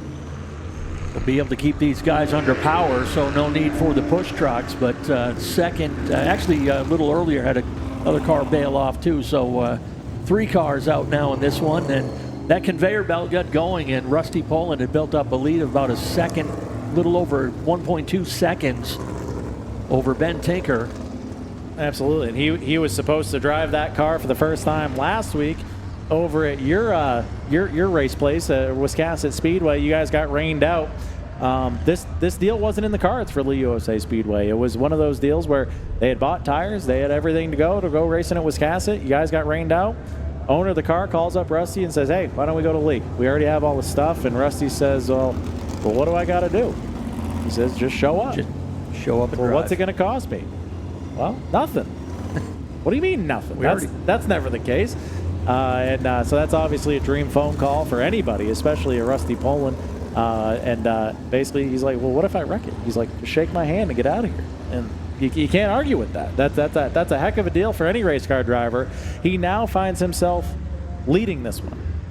Yeah, and convincingly, he's not leading by mistake, that's for sure. No, that's a very legitimate race car. He went, second quick in time trials earlier on today. Started on the outside pole, and we talked about it all day. Track position is so crucial when it comes to super modified racing, where they are so aero dependent that once you're in the wake of other cars, you got to search around. You got to find out what your car likes when you're behind somebody, and that's so hard to do, especially when you're going as fast as they are. You run out of time very, very quickly. What about tire wear with these cars on this particular track? Is that going to make a difference deep in the race? That's a great question. I mean, Lee USA Speedway in general is known for being incredibly abrasive. It chews up tires. It's one of those things, if you're here on a long night for like a super late model race or just a general late model race, you see the guys kind of maybe hanging back a little bit during the earlier stages of the race to kind of save on those tires. And when it comes to these, I mean, tire wear is tire wear. So it's one of those things where you got to always keep that in the back of your mind. But when you're going as fast as these drivers are here around Lee's USA Speedway, the 3/8 mile that we have here, it's a tough balance in terms of do I save or if I save, I'm just going to get run over at the same time. So it's a fine art, it's a fine balance, and that's why these guys are so good at what they do. I mean, there is really not a lot of, for lack of a better term, there's no junk in this field. These are all very stout race car drivers and race cars out there fighting for the top spot. Right now it belongs to Rusty Poland out of Naples, who, again, he started his career off in go-karts. He ran national tours. He's a WKA champion in his own right. He beat Trevor Payne, of all people, for that championship as well, too. That's a Daytona 500 champion. Obviously, we've all had different opportunities, and Trevor Payne went on to become someone who races on Sundays, but Rusty Poland took the super late model route, and he's been driving the family number 44 machine for years out of the family shop in Wyndham. He kind of broke off on his own for a little bit. I was fortunate enough to share a shop with him for a handful of years, and he is now part of the Derek Nealon Racing stable there, where I believe they have 5 cars under one roof. He helps Derek and team to bring those cars to the racetrack. He's incredibly smart when it comes to setup things and all of that. And he's had this fortunate opportunity now to not only drive for Joe Page last year in that 70 car, but now finds himself in this beautiful brand new number 44 car here at Lee USA Speedway up front in this one. Again, 31 laps to go, 9 laps officially complete in this one. And we're just going to have to see how this all shakes out. There's still a lot of race cars out there, Ken. Yeah, they're pushing off one more car that came out of the pit, so we're going to stay under caution pace. But I love the old school duct tape numbers on the car. Little. Yeah, I don't think that there was. To be fair, I don't. And if I know Russell, there probably wasn't a lot of planning. Yeah. So they showed up, and he's like, "Yeah, I fit close enough," and they slapped a number on it. And cool that he got to run his family number 44. But just his outside, like I said, it's no slouch. That's Ben Tinker, multi-time past modified winner, multi-time, I believe, past modified champion. He's raced super late models. He's raced limiteds. He's raced Sports Series. He's raced all of the things that you can race under the sun, and he's good at it. He's very good at it, Ken. And the grandson of a Hall of Famer, Chummy Brown. Absolutely, that is Rusty Poland. So quite the lineage there of drivers, and we can't count out further on back either. Bradley Babb outside row number 2 there in that 41 machine. His father Bobby and grandfather both, they're staples in Maine racing. Bradley himself is a multi-time champion of super late models and Sports Series cars and all sorts of things. Division I NASCAR champion, and Bobby Timmons in 5th there. He won the New England Super Modified Series championship just a year ago in the big blocks. So again, this is what we're talking about. There's no junk. There's no bad drivers out there. These are all incredible athletes that we have on the racetrack here, as we are now going to go side by side through turns 3 and 4. Green is out and we are racing. Tinker with a little bit of jump on the outside, can't make it, stick through 1 and 2. Poland squirts away in the bottom, crossover out of the 19. Now here comes Tinker in the bottom. Poland with the loud pedal down on the outside is trying to hang on to the race lead. He is still hanging tough on the outside, gets back up to the rear tires. He is now going to have to settle for second, gets back to the backside of the 19. Tinker is going to lead lap number 10. Right in the tire tracks of Ben Tinker is Rusty Poland. He got schooled on that restart, and he's going to settle in for second and follow that number 19 around once again. Absolutely, and again, Tinker with a lot of super modified racing experience under his belt. Rusty Poland with not quite as much, but he did run a full handful of races just a year ago. And the Joe Page number 70 now starting to fade just a little bit. He's got a little bit of right rear squealing coming out of the corner there. He's slipping that tire just a bit, maybe giving an advantage back further on to Bradley Babb in the 3rd spot there. As now everyone you'll see starts to equalize. The air now is going to take over. Once you get into the wake of somebody behind you there, you're fighting for front end grip, and that might be exactly what Rusty Poland is facing here in 2nd there. He's not used to being in dirty air. He had clean air for the majority of this one so far. Yeah, and race telemetry, actually, Rusty not being shown in 2nd. It's actually Brad Babb being shown in 2nd, but on the track, Brad is locked into that 3rd spot. Absolutely. Apparently some transponder issues there for the 44 car. But we now have racing all over the racetrack. Here comes Bobby Timmons to the outside of Sperling in the 91. Excuse me, Matt Seavey in the 91. That's going to be for the 3rd spot.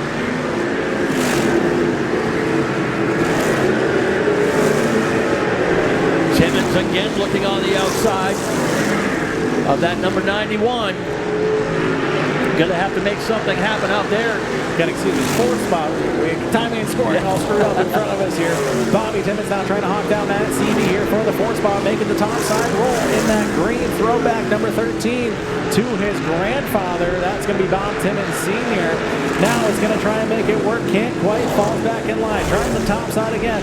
Wants to roll around on those white dotted lines. Loses ground down the front stretch here. But up front it is all Ben Tinker now in the 19 with about a straightaway advantage over the field. It's Rusty Poland with trouble down the backstretch. He's going to pull off in the 44.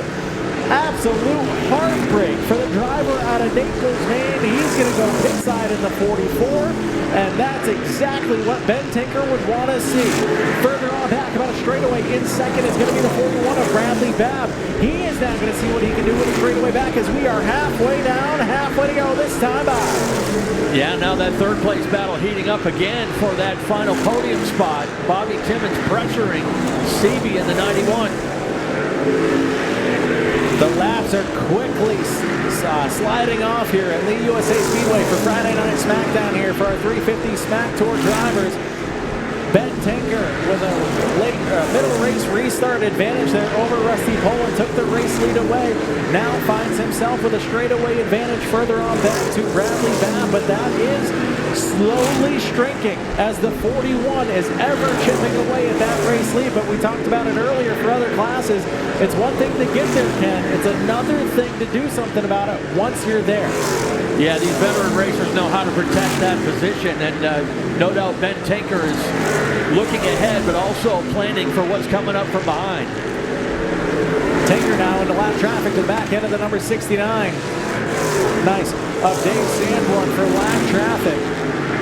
This might play a factor into that advantage he has over Bradley Babb, and it absolutely does, as you see it shrink very quickly there as Tinker has to navigate around and work his way onto the top side. Bradley Babb now within a half straightaway to the race lead. Yeah, it's down under a second, down about 0.7 of a second lead now for Ben Tinker. As also just behind them, the battle for 3rd is shaping up as Bobby Timmons has again gone to the back bumper of Matt Seavey as 13 laps now remain in this one. We got race cars all over the racetrack here as Ben Tinker still struggling with lap traffic. Bradley Babb now bails it off to the top side. Around the outside of Mike Sperling. As now, Bradley Babb has a little bit of clear racetrack. He's hawked it down to about a quarter of a straightaway back. Can he do it with 10 laps to go? He's there within 5 lengths. Make that 4 lengths. Can Bradley Babb gain another 0.4 of a second to get up to the back bumper of Ben Tinker? As Tinker now has a clear racetrack with 9 laps to go. Yeah, plenty of room for Bradley Babb to try to chase down that number 19 of Ben Tinker. He's within 0.7 of a second still. So he loses a little bit on that lap there. Again, that lap traffic going to play a factor again with 8 laps remaining. Here comes Ben Tinker to the back end of the 12th machine of John Leonard. Well, Leonard, and again, we talked about this. There are no mirrors. There are no radios in these things. There are no spotters whatsoever. Only one-way communication from the tower to the drivers for general race procedures. So realistically, the 12 has no idea that the leader is right behind him. That may play a factor here as Bradley Babb is now within one screen of our side-by-side coverage here on RaceDayTV.com. Yeah, don't sleep on that third place battle either. Seavey's been trying to hold off Bobby Timmons. Timmons has been a little better on entry, but Seavey a little bit better on exit. Ben Tinker shows Leonard a wheel here. Leonard now knows the leader to the outside. He's going to let the 19 go. Gives the top side to Bradley Babb as well, too, who has hawked him down to within 0.3 of a second for the race lead as we are under 5 laps to go that last time by. Ben Tinker now only needs to get around this place 3 more times and he will be your Friday Night SmackDown champion. But Bradley Babb will not give up just yet. The lead remains within only a handful of 0.1 of seconds now as we got 2 laps to go this time by for Wyndham Maine's Ben Tinker. Bradley Babb continuing to put on the pressure, but Tinker, again, the veteran driver, getting to him would be one thing. Would he be able to shake him up and grab the win? White flag in the air this time by the race leader, Ben Tinker, to the back bumper of lap traffic now. Only has for the final time to get through turns 3 and 4. Bradley Babb has gotten there, but it's not enough. Black and white squares in the air. Here's your winner, Ben Tinker. Bradley Babb, Matt Seavey will round out your top 3. Bobby Timmons and Scott Watts will be the remainder of your top 5.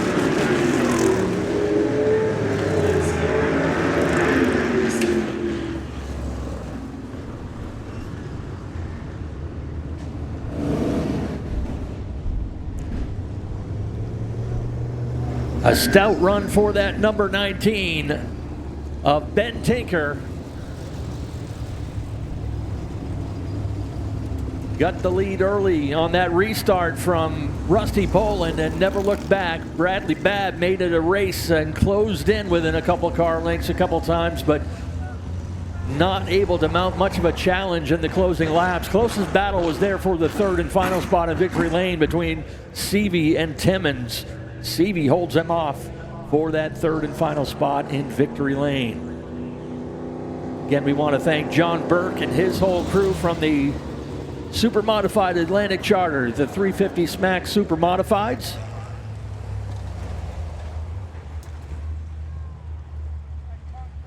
And with that, let's head trackside. Charlie Sanborn's got your top 3.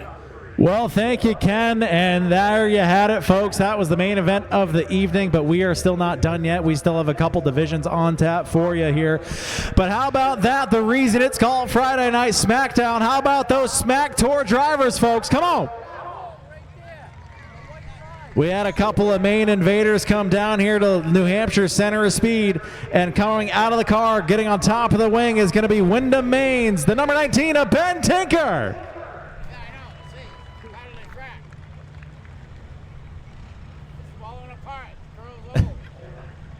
He's got to take the helmet off. And this is a guy who has one of the biggest smiles you'll ever see. I'm sure it's even bigger here tonight, as he's going to take home the checkered flag here. Ben, let's get you around to the pretty side. Where'd you go? Let's get you around over here on the camera where everybody wants to see you. Oh, we got a carpet and everything. That's fancy. You look great, pal. You look great. So here's the winner of the 350 Smack Tour race here at Lee USA Speedway, the number 19 of Ben Tinker. Thank you very much. Man, if I screw this up, I'm going to feel real bad. But VP Race Fuels, O'Reilly Auto Parts, and American Race Tires. John Burke, Smack. Man, I didn't expect to win this race tonight. We didn't have a great time trial effort. I screwed both ends of the racetrack up on both laps. Scott Watts was so darn fast that I honestly thought he was the guy to beat. I was very nervous about the 9 on the pole start, and I knew we had to get by him to have any sort of a good race tonight. And, man, it just worked in our favor. As always, I got to thank Brian Sullivan for all he's ever done for me. Kevin Langlois back in the pits, man, he tunes this thing, and she was making some pony tonight. I'm telling you, it was getting down the straightaway, but thing was getting through the corner too. So, man, I thank everybody that helps us, and thank Lee USA Speedway for having us. So we talked about it throughout the whole broadcast. You've won in just about anything that you've driven. You've raced super late models. You raced limited sports series, whatever you want to call them. You're a multi-time winner and champion of the Pro All-Star Series Modifieds. You've won in a super modified, but what does it mean to win here tonight on SmackDown?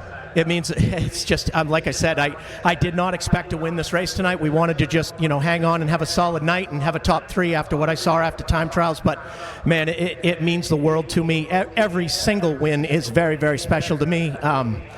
Man, you just don't know when the next one's coming. It could come next week. It could come next year. But you're right. I have won and everything, and I'm trying my darndest to get better and better in those super late model, those, as my wife calls them, those fendered cars with transmissions. But maybe we can win one of them. Well, for whatever it's worth, I've only raced a super late model 3 times, and it made me one of the most unhappy people on the entire planet. So there's your winner, the number 19 of Ben Tinker. As we're now going to head on over to second place, which was you. You got me all screwed up. Another Wyndham Main driver here, the only number 41 of Brad Babb. How did that go for you? Pretty good. I thought at the end we were on a skating rink and not on a racetrack, but I was completely out of grip at the end.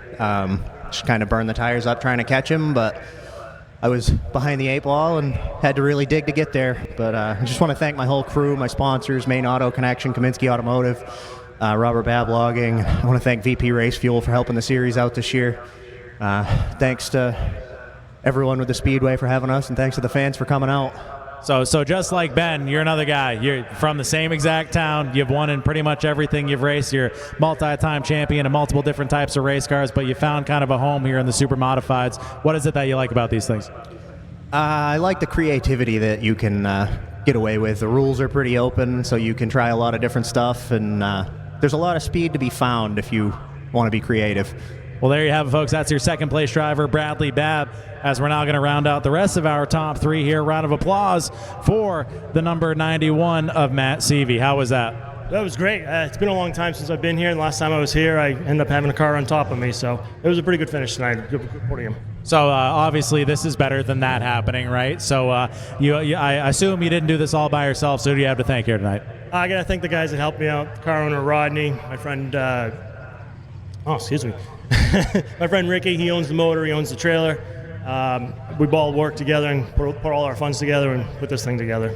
Well, there you have it, folks. That's your top 3 for your Southern Modified Atlantic Charter 350 Super Modified division here for Friday Night SmackDown, as I now send it back up to my good buddy Ken Minot. All right, thank you very much, Charlie Sanborn, and congrats once again, folks. Give it up for the top 3 in tonight's 350 SmackDown race.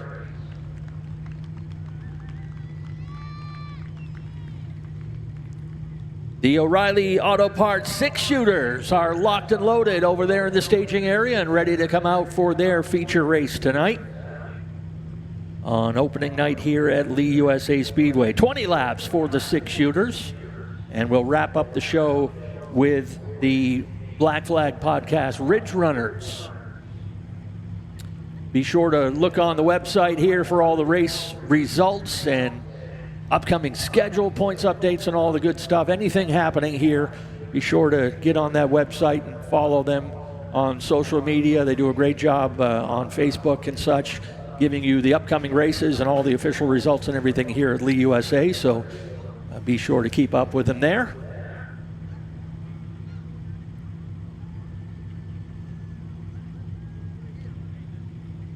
Charlie's getting a good workout running up and down those steps tonight. Hey, buddy? I am far too fat to be doing this for whatever that's worth. You're making me run up and down. I am getting my steps in, though, so good for me, I guess. But how about that, folks? One more round of applause for the top 3 of your SMAC 350 Super Drivers. As now we're going to get ready to go O'Reilly Auto Parts 6 shooters racing as we wrap up Victory Lane.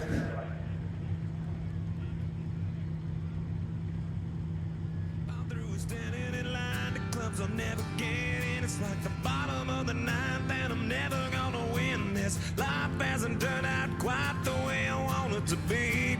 Tell me what you want.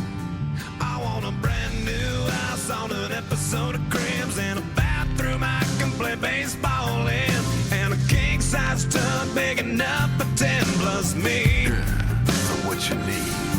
I'll need a credit card that's got no limit and a big black jet with a bedroom in it. Gonna join the Mile High Club at 37,000 feet. Been done, man.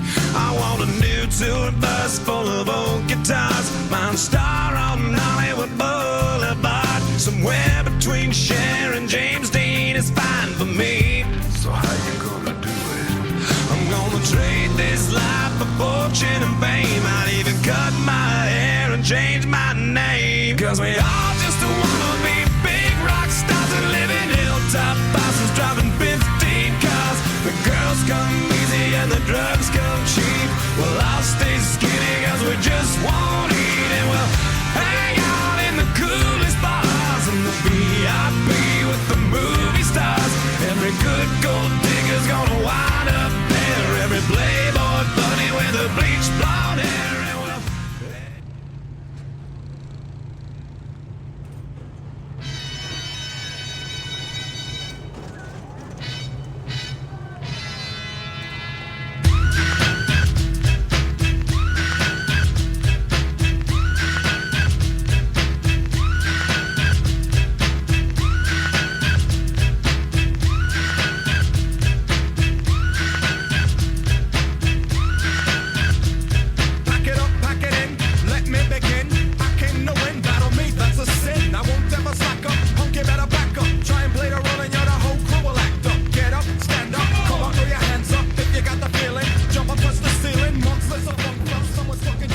And just like that, folks, we're getting into the second half of our feature events here at Lee USA Speedway for the 61st annual opening day here at New Hampshire Center of Speed.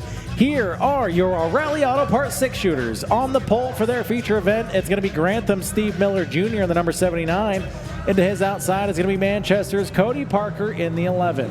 Inside row number 2 out of Pelham is going to be Michael Yetton in the 25 New Hampshire. Into his outside in the 4 spot will be Grantham Steve Miller Sr.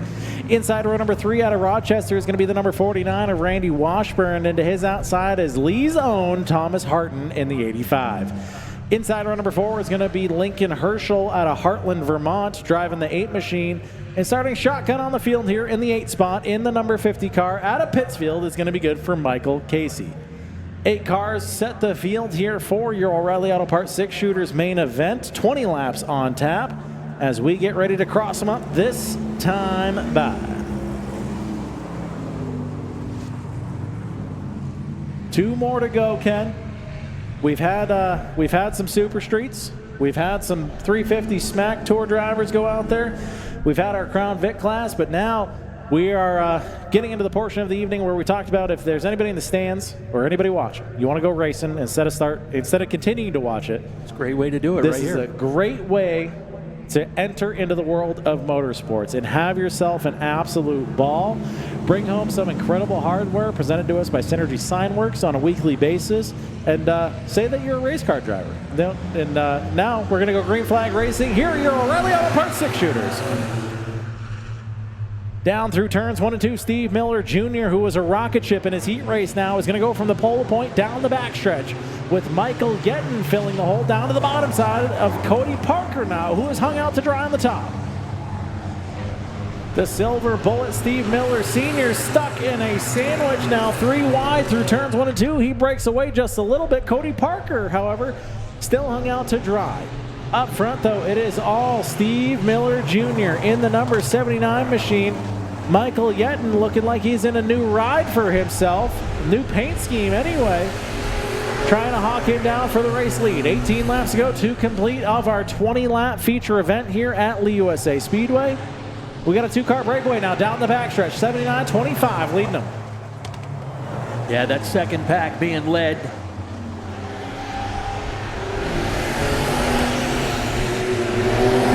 I got up my eyes off the screen for a second. That's Steve Miller Sr. there, yep.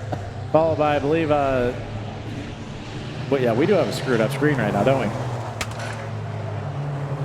Randy Washburn in the 49. Sorry about that, folks. Cody Parker rounding out that second pack there. As up front, we have a two-car breakaway.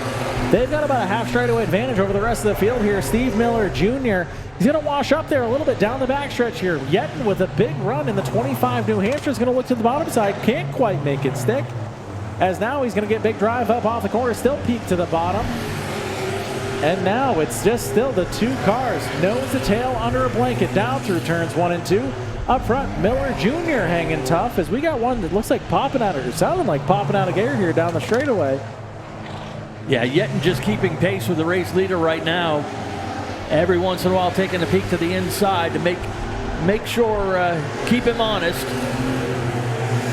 Miller able to cover just enough of the bottom to keep Yetton behind him. Full straightaway now back to that third place car of Steve Miller Sr. Again, Yetton looking to the inside again. So you said that you had raced 3 times in your life. Once was an enduro and you were 20 laps down. What were the other 2 times, Kevin? A couple match races against our track photographer. He won one and I won the other. All right, fair enough. And the second time when he won, I went up to try to put the donut on the door just to say congrats because I always saw my heroes do that. Fair enough. And I ended up turning him sideways and pushing him all the way through turn, T-boned him, turned him sideways, pushed him all the way through turn 4. So you were that guy. I was that guy. Yeah. That's tough. You never want to be that guy. But right now, we do have a heck of a battle here shaping up for the race lead. Steve Miller Jr. just hanging tough. He's running the same exact line every time, and that's exactly what he needs to do in front of the 25 New Hampshire Michael Yetton, who last year, as they come up on halfway this time by, last year had an orange and white, very familiar looking 25 New Hampshire. Almost identical to a name you've probably heard of, that Hallowell guy in the 27.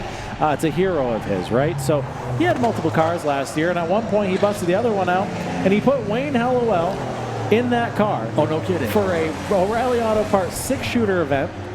Wayne Hallowell can now say that he is undefeated in the O'Reilly Auto Parts 6-shooters as he went on to win the main event that evening, and I don't think has been back since, which I don't blame him.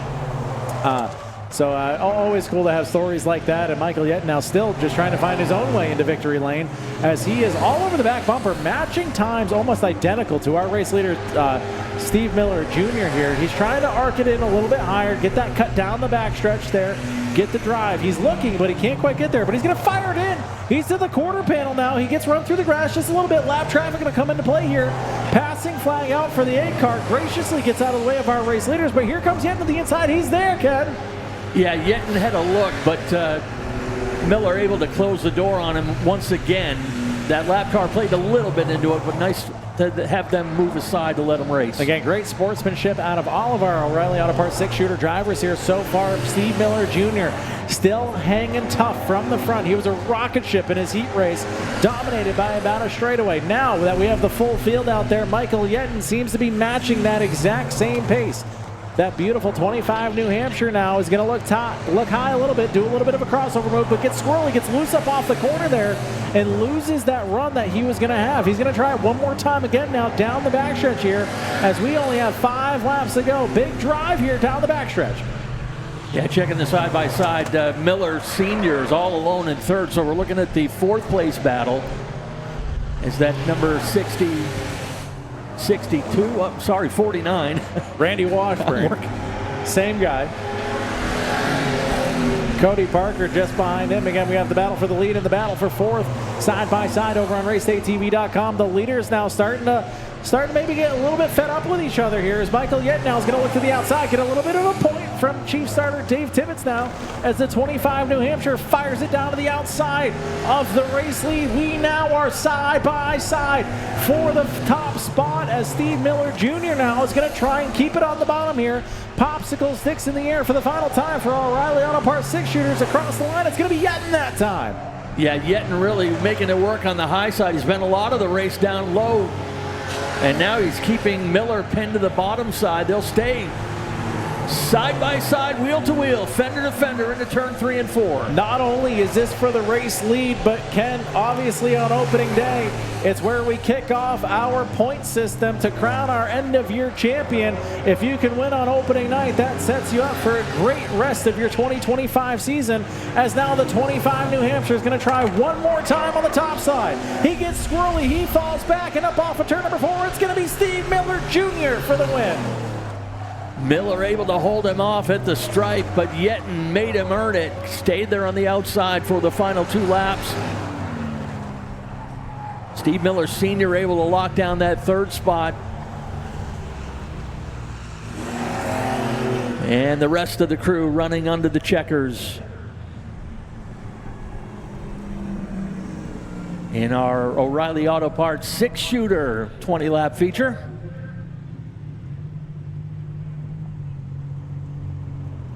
And it looks like he wants to get that flag.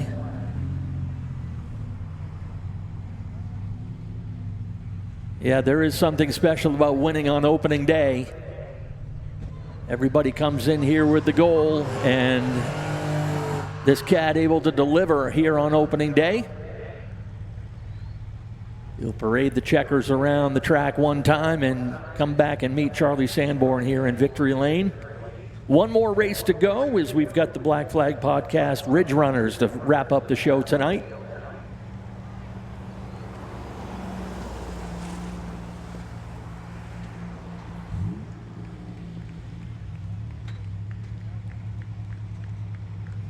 A victory any week at a racetrack is a special thing, but it's even better when you can do it on opening day right out of the box.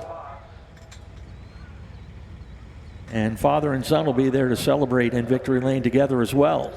The kid got the better part of it. Let's send things trackside. Charlie Sanborn's got your top 3.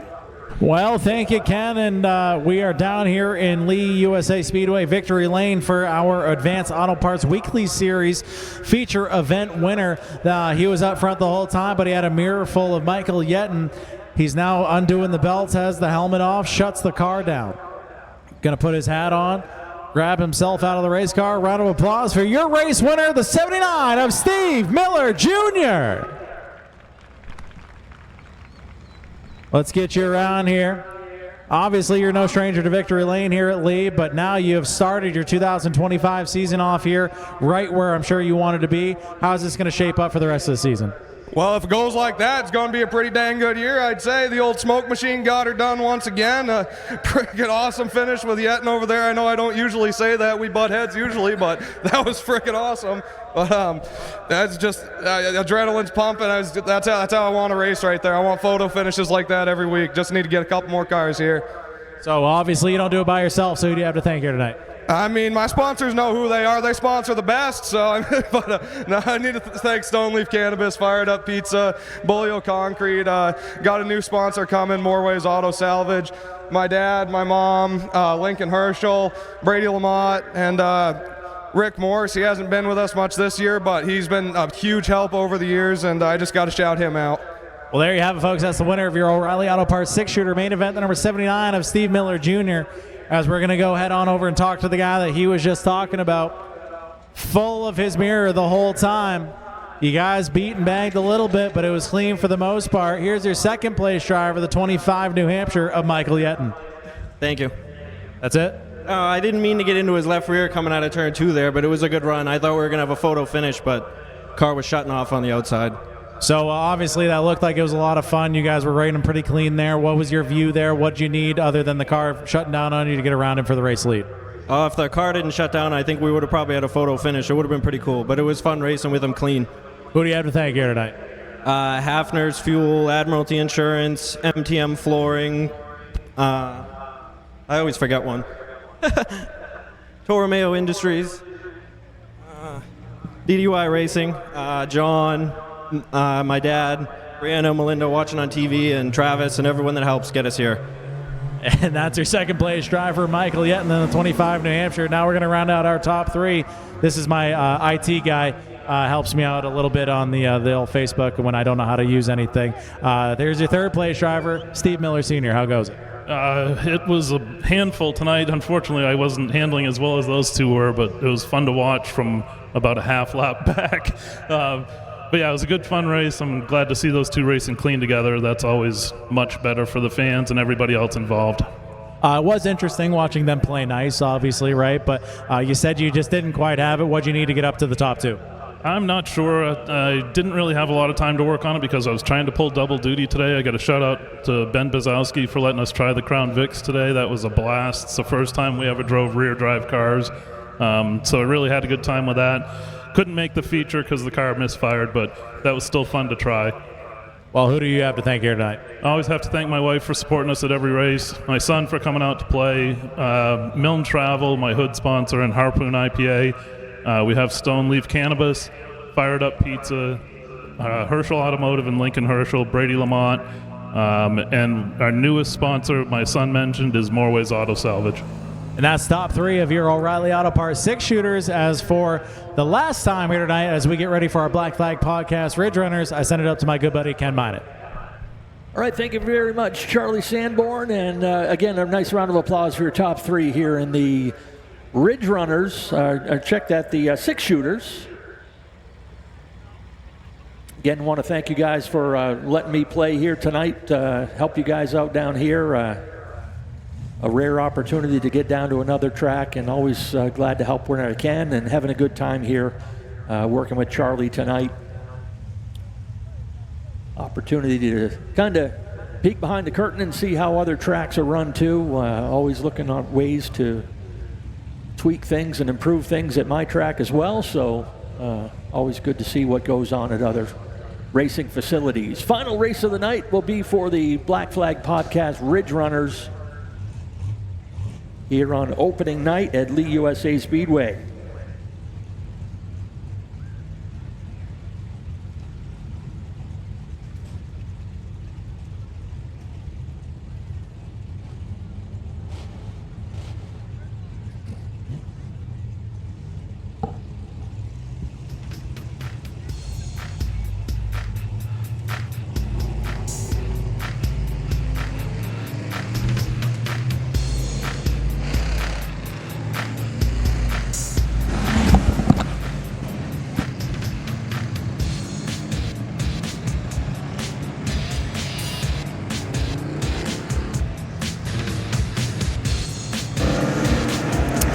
And here comes the final event of the evening. These are going to be the wild ones. These are going to be the crazy ones. Here are your Black Flag Podcast Ridge Runners. On the pole, it's going to be the number 2 out of Leamington, Maine. That's going to be good for Derek Burnham. Into his outside is Zachary Frazier out of Nottingham in the 37 New Hampshire. On row number 2 out of Merrimack, New Hampshire, Carl Gagnon.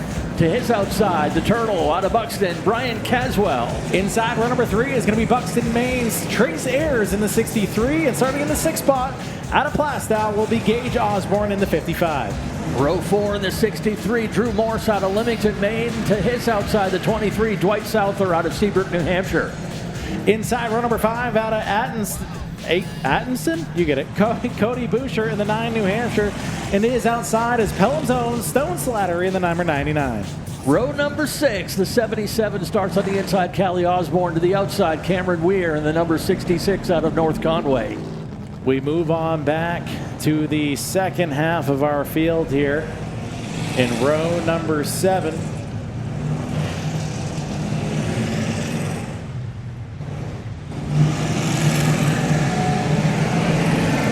It's going to be Saco Maine's Brad Weissman in the number 39. And to his outside is going to be the number 85 of John Burnham. To the next one inside is going to be the 56 of Tristan Bodwell. And to her outside is Mike Batchelder in the number 94. Louis Langta is going to be in the number 11. And to his outside is CJ McNall. We got 2, 4, 6, 8, 10, 12, 14, 16, 18 Black Flag Podcast Ridge Runners ready to go to battle here for 25 laps to cap off our evening here for Friday Night SmackDown at New Hampshire Center of Speed and Lee USA Speedway. Burnham, Frazier, your front row. Yeah, a couple really fast cars under heat race action. A chance to go heads up here on the front row as we look them over and go green. The Camaro and the G-Body take the green flag, and we are racing down through turns 1 and 2. Bottom shot from Carl Gagnon out of the 99. He goes from 5th to 2nd just like that. Yeah, Turtle gets shuffled out of the line on that one as well. But boy, that 98 shot out of a cannon. That is 99. That is one way to do it. Carl Gagnon again with a complete reversal of his paint scheme from just a year ago. He had a blue car with yellow numbers. Now he's a yellow car with blue numbers. Top 2 starting to break away. Zach Frazier in line with another G-Body. We're going to have a G-Body shuffle up front with Carl Gagnon in the 2nd spot. Their 3rd's going to go to the 2 of Burnham, who I don't know that he even led a lap. After starting on pole there, 2 laps in the books, he's going to find his way back to the 4th spot there. Trace Harris going to get sideways up off of turn number 2. Might give the top side here to the 55 of Gage Osborne. Going to try and roll around him on the top side through turns 3 and 4. Yeah, Gage Osborne high, wide, and handsome on the outside of Burnham, and then number 2. And we got one around on the backstretch. That's the 11 of Louis Langto in the on the backstretch there. I have no idea if I'm saying his name right. Lanctot. Langtot, sounds like good to me. Langto? Tater Tot? I have no idea. I feel bad. I'm going to go Langtot? Let's go with that. Of the long line of Langtots? The long line of, the lengthy line of Langtots. The lengthiest of lines of Langtots. What a name. Louis Langtot. Is he royal, you think? With a name like that, he should be. You have to be, I think. Maybe he's like the 11th of his name of the House of Langtot, and that's why he's the number 11. I think that's honestly what makes the most sense. Unroll the scroll. I believe so. Yeah. Son of. It's really the only thing that makes sense. So we're just going to go with that. As we're again going to get Zach Frazier, Carl Gagnon, your front row yet again. Trace Ayers, and I believe Derek Burnham is going to settle for 4th here as we're going to cross them up this time by 3 laps officially in the books of our 25-lap Black Flag Podcast Ridge Runner main event here tonight on Friday Night SmackDown for the 61st annual opening day here at Lee USA Speedway. Thank you again to everybody to help support this and this big night here, as we have had great car counts in every division here tonight. 18 taking the green here for our Black Flag Podcast feature event. Up off of turn number 4, 37.99. Green flag is out, and we are racing. Carl Gagnon's going to slide right down in line, or try to anyway. Trace Harris says, I don't think so. Gives him the boot scoot and boogie down the backstretch here. 63 going to take the inside line away from him. Gage Osborne's going to try and fill the hole now as the 99 is hung out to dry on the top. Yeah, Frazier taking care of business, leaving the rest of the pack behind, already stretching out a comfortable lead. And Ayers is taking over 2nd now. Side by side, further on back for the 3rd spot as Dwight Souther Jr., the number 23 car, is going to try to also get to the inside of Carl Gagnon. We have racing all over the speedway here. We got tires squealing. We got the 11 around again on the front stretch there. And we are going to throw the yellow. Again, that's going to be Louis. Did we settle on Langton? There's nobody here that says we're wrong, Charlie. Well, good news is it's just you and I in the booth here, and I'm sure somebody is screaming at us. And I'm sure I'll get some nasty Facebook message from somebody. And it's a whole thing usually. But Louis Langtot of the long line of Langtots, 11th of his name, is going to unfortunately have a little bit of a rolly gig there on the front stretch. He's going to tag back onto the tail end of the field there, as now Gage Osborne heading to the pit. Oh no, the 55 car, who had a stout race car there for the beginning portion of that race there. Again, we only have 5 laps in the books here, still 20 to go for our feature event of the Black Flag Podcast Ridge Runners. But Zach Frazier seems to be pretty lights out from the front row. He's got the roll into the restart box figured out. He's got the big jump up off. So it's going to be whoever's on the outside of them to figure out what they can do with him there. As the 11 looks like he may be upset with somebody here. And get that pointed back in the right direction. But he's now going to have Trace Harris to his outside, which is a new foe, if you will, on the front row. He hasn't had to deal with that yet. And at the end of the day, 37 and 63 do make 100. So maybe we'll see a show out of the front row. Thank you so much. That was I think I mathed. I did go to Scarborough, so I don't know if that helps or not. But I went to Brunswick, so I'll take your word for it. Okay, yeah. Well, you just like build ships or something, right? Yeah. Okay. What is the mascot of Brunswick? Dragons. Dragons? Bath is the shipbuilders. That was our just the Bath our rival, shipbuilders? the Bath shipbuilders. Is their mascot just a ship? What is it? There's a dude with a hard hat, I guess. No, but we were the Dragons. Dragon? That's sweet. I wonder if that's where the Langtots are from. The long, that would make total sense. That makes I think we've actually figured out this guy's full story. But now, again, we got this. And again, no one's here to say that we're wrong. Not a soul is here to tell us we are wrong, and that's really all that matters. As again, Zach Washburn, no, Zach Frazier. I am awake. I've been up since like 5 o'clock this morning. It's a whole thing. I have a 2-year-old. Yeah, you do. Oh man, we got through the smack tour though. We crushed that. I feel so. Again, Zachary Frazier, Trace Ayers, front row. We got Carl Gagnon back up to the third spot there as Gage Osborne had to pull off, unfortunately, with his 55 car now as we're going to go rolling down through turns 3 and 4. Green is out, and we are racing.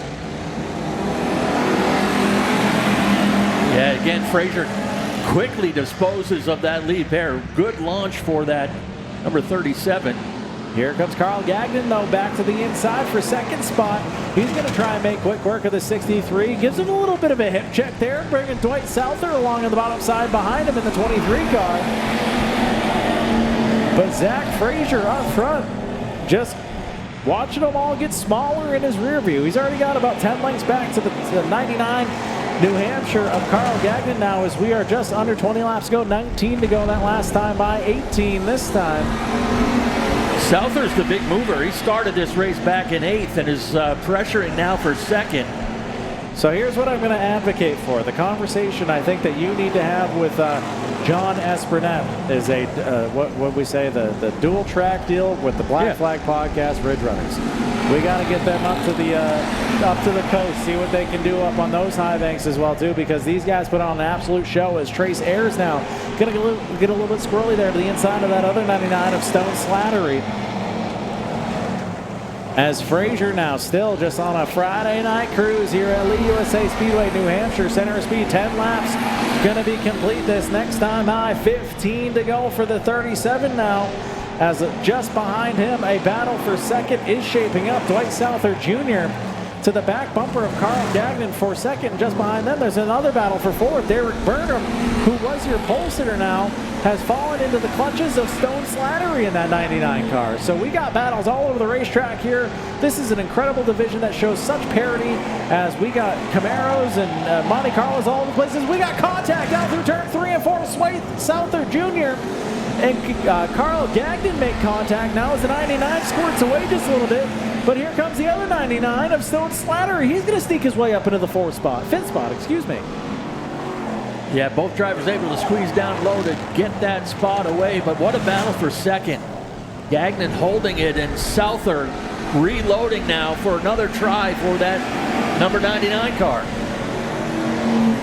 Everyone chasing the number 37 of Frazier. He's got a half a straightaway cushion, and we're halfway through this time by the stripe.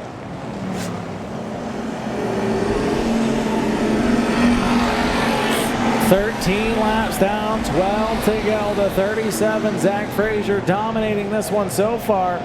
Again, the battle is for second between Carl Gagnon and Dwight Souther Jr. Yeah, you know you're doing all right when you're the only car in the lead screen. We're side by side once again here on Race Day TV, and showing the second place battle with Gagnon and the yellow number 99. Holding off Souther, who again has a look to the inside. The 23 is a bit faster, now has the preferred line on the inside. And they'll go wheel to wheel for second. You gotta love a Malibu on a racetrack here. Here comes Switzer Jr. getting a little bit squirrely up off of turn number 2. He makes contact with Carl Gagnon now down through turns 3 and 4. Here comes the other 99. Here's Stone Slattery into the conversation. Slattery will make it a 3-car battle for this second, third, and fourth. And that's going to shuffle Gagnon back another spot. I say 99s are wild there for the third spot as here comes Stone Slattery with a beautiful looking number, black and yellow number 99 here as he's down to the back bumper of Dwight Souther Jr., who has made some hay in that 23 car, but Zachary Frazier still continuing to walk away with this one as we are under 10 laps to go here, 8 to go, 7 to go this time by. Souther there in second from 8th up to second. Slattery from 10th up into third as they've covered the most ground here in this one. And actually starting to close ground a little bit on Frazier, leader. They're back within a car length now. And Frazier is slowly starting to back up, like you said there, Ken. Here comes Souther Jr. and Stone Slattery both. We're going to have a 3-car battle here for the race lead as the 37 now maybe starting to lose the handling there on that white number 37 machine as the 23 now comes up to the back bumpers. We got 5 to go this time by. We got a race. Closing up within a car length now. The momentum is on the side of the 23 and the 99. And the handle, like you said, starting to slip away a little bit for that 37 of Frazier. Top 3 matching each other and mirroring every move that they have. The 37 getting a little bit sideways there, giving an advantage back to the rest of the top 3. Dwight Souther Jr. there with a late arc into turn 1, trying to get the straightaway speed down the backstretch there.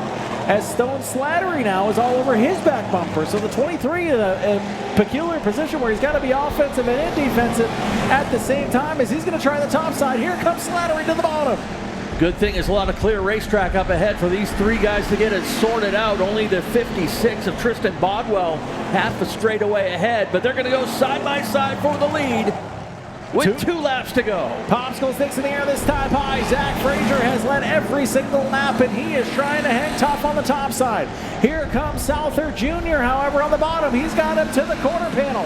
Slattery has fallen back just a bit, but who's going to have the advantage now? As up off of turn number 4, white flag is in the air, and Frazier gives the bottom back to the 23. Side by side again into the final time through turn 1 and 2. Throw a blanket over him on the backstretch. Clear racetrack up ahead for these 2 to get it sorted out. Souther inside, Frazier outside. One more time up off of turn number 4. They're going to be side by side, black and white squares in the air, and it's going to be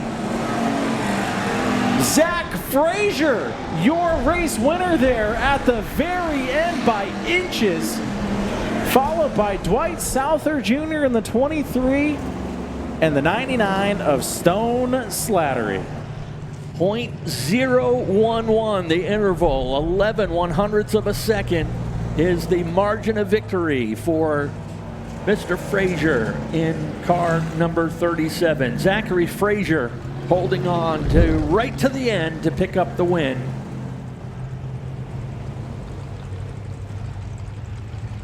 Carl Gagnon, or check that, the other 99, Stone Slattery with probably the best seat in the house for that battle to the stripe.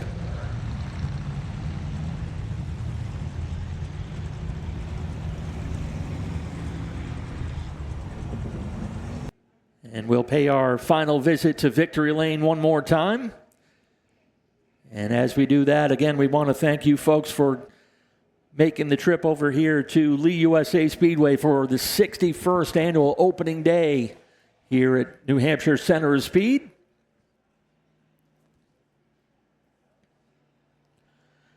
And while I have the opportunity, I'll throw in one more shameless plug. If you get the chance to scoot up the coast and come visit us at Wiscasset Speedway every Saturday night, 5 p.m. And happy to say that just $5 will get you a grandstand seat at Wiscasset Speedway. But be sure to support whatever track you can get to, especially right here, these fine folks here at Lee USA Speedway for all the great work that they do. Hey, let's head trackside one more time. Charlie Sanborn. Well, hey, Ken, we are down here in Lee USA Victory Lane, presented to you by NASCAR Advanced Auto Parts Weekly Series here at Lee USA Speedway. And how about that, folks, to cap off our evening here on Friday Night SmackDown, the 37Z machine led every single lap, but it came down to 11 one-thousandths of a second.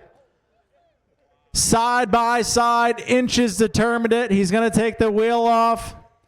And if he doesn't pound the roof, I'm going to be upset. He's going to climb out. Here is your winner, Zach Frazier.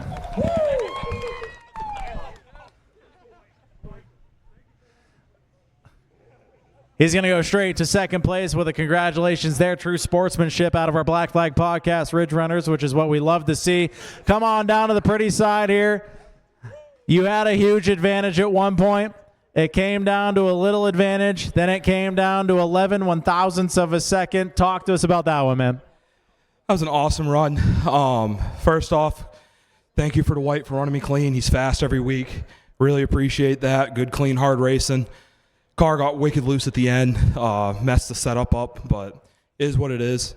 People I'd like to thank is NRG Fuels, Rusty Drew's Towing, Black Flag Podcast, Dab Fam 1, my brother for letting me take his car the last 3 times I've raced here, my buddy Heath, Sam, Kay, my mom, my grandmother, Sagan, Larry, and Debbie, and Gramps.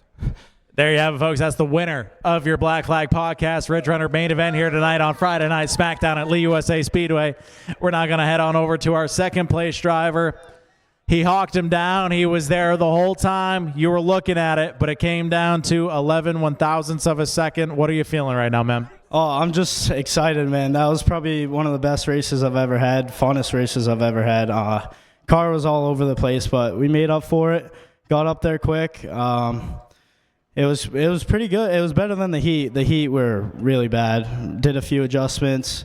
Car's been sitting out all winter. The Supra's been the main priority, but decided to bring this thing out today, see what it's got, and it's still there. Still competes. Old tires on it. It still wants to run. So obviously you're not here by yourself. You got stickers all over the race car. So who do you have to thank here tonight? All my sponsors, Fowler's Drywall, Turcotte Plumbing and Heating, Tri-State Generator, let's see here, McKenzie Fuels, AWB, L&W Auto. My dad, I had to force him to get here today. He was pretty mad this morning.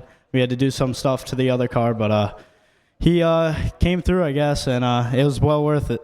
There you have it, folks. That's your second place driver, the number 23 of Dwight Souther Jr. As we're now going to head on over to this guy.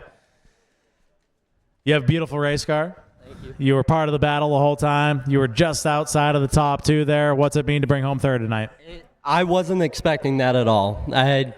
We had a rough heat and made some adjustments, and it worked out. So just happy to be up here. So like I said, you have a beautiful black and yellow number 99, Stone Slattery, our third place driver here. Who do you have to thank here tonight? First off, my dad and Robbie Bodwell. We tore this thing all the way down over the winter, put it back together. We weren't sure how it was going to be, but it just as fast as it rolled off the track. Jared Soul Electric, Main Rock and Recycling, Joy's HVAC, Seven Lakes Marine, Gold Bull Ventures, Cantwell Equipment Co., all of them for helping me get here. Means a lot. So you got some sweet hardware here from Synergy Signworks. So where's this plaque going to go? Probably in my room or the race shop. Probably the race shop. And there you have it, folks. That's the top 3 of your Black Flag Podcast, Ridge Runners. As always, I am Charlie Sanborn, 1/3 of the Black Flag Podcast. And we've had ourselves an incredible evening here on Friday Night SmackDown here at Lee USA Speedway, New Hampshire Center of Speed.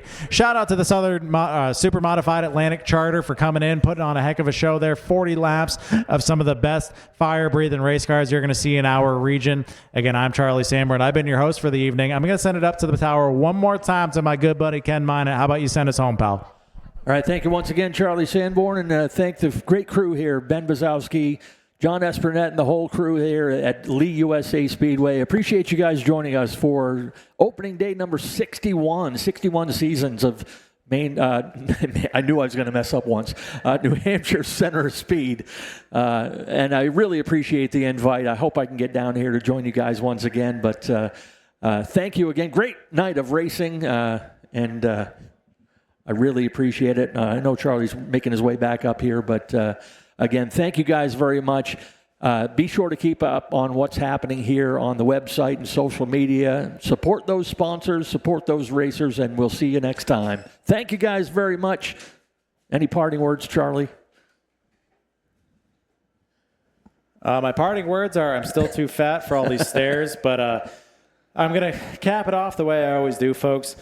For those of you that know, you know, on behalf of myself, Ben Basowski, John S. Burnett, and the entire team here at Lee USA Speedway, thank you for coming. We bid you adieu, and happy trails to you.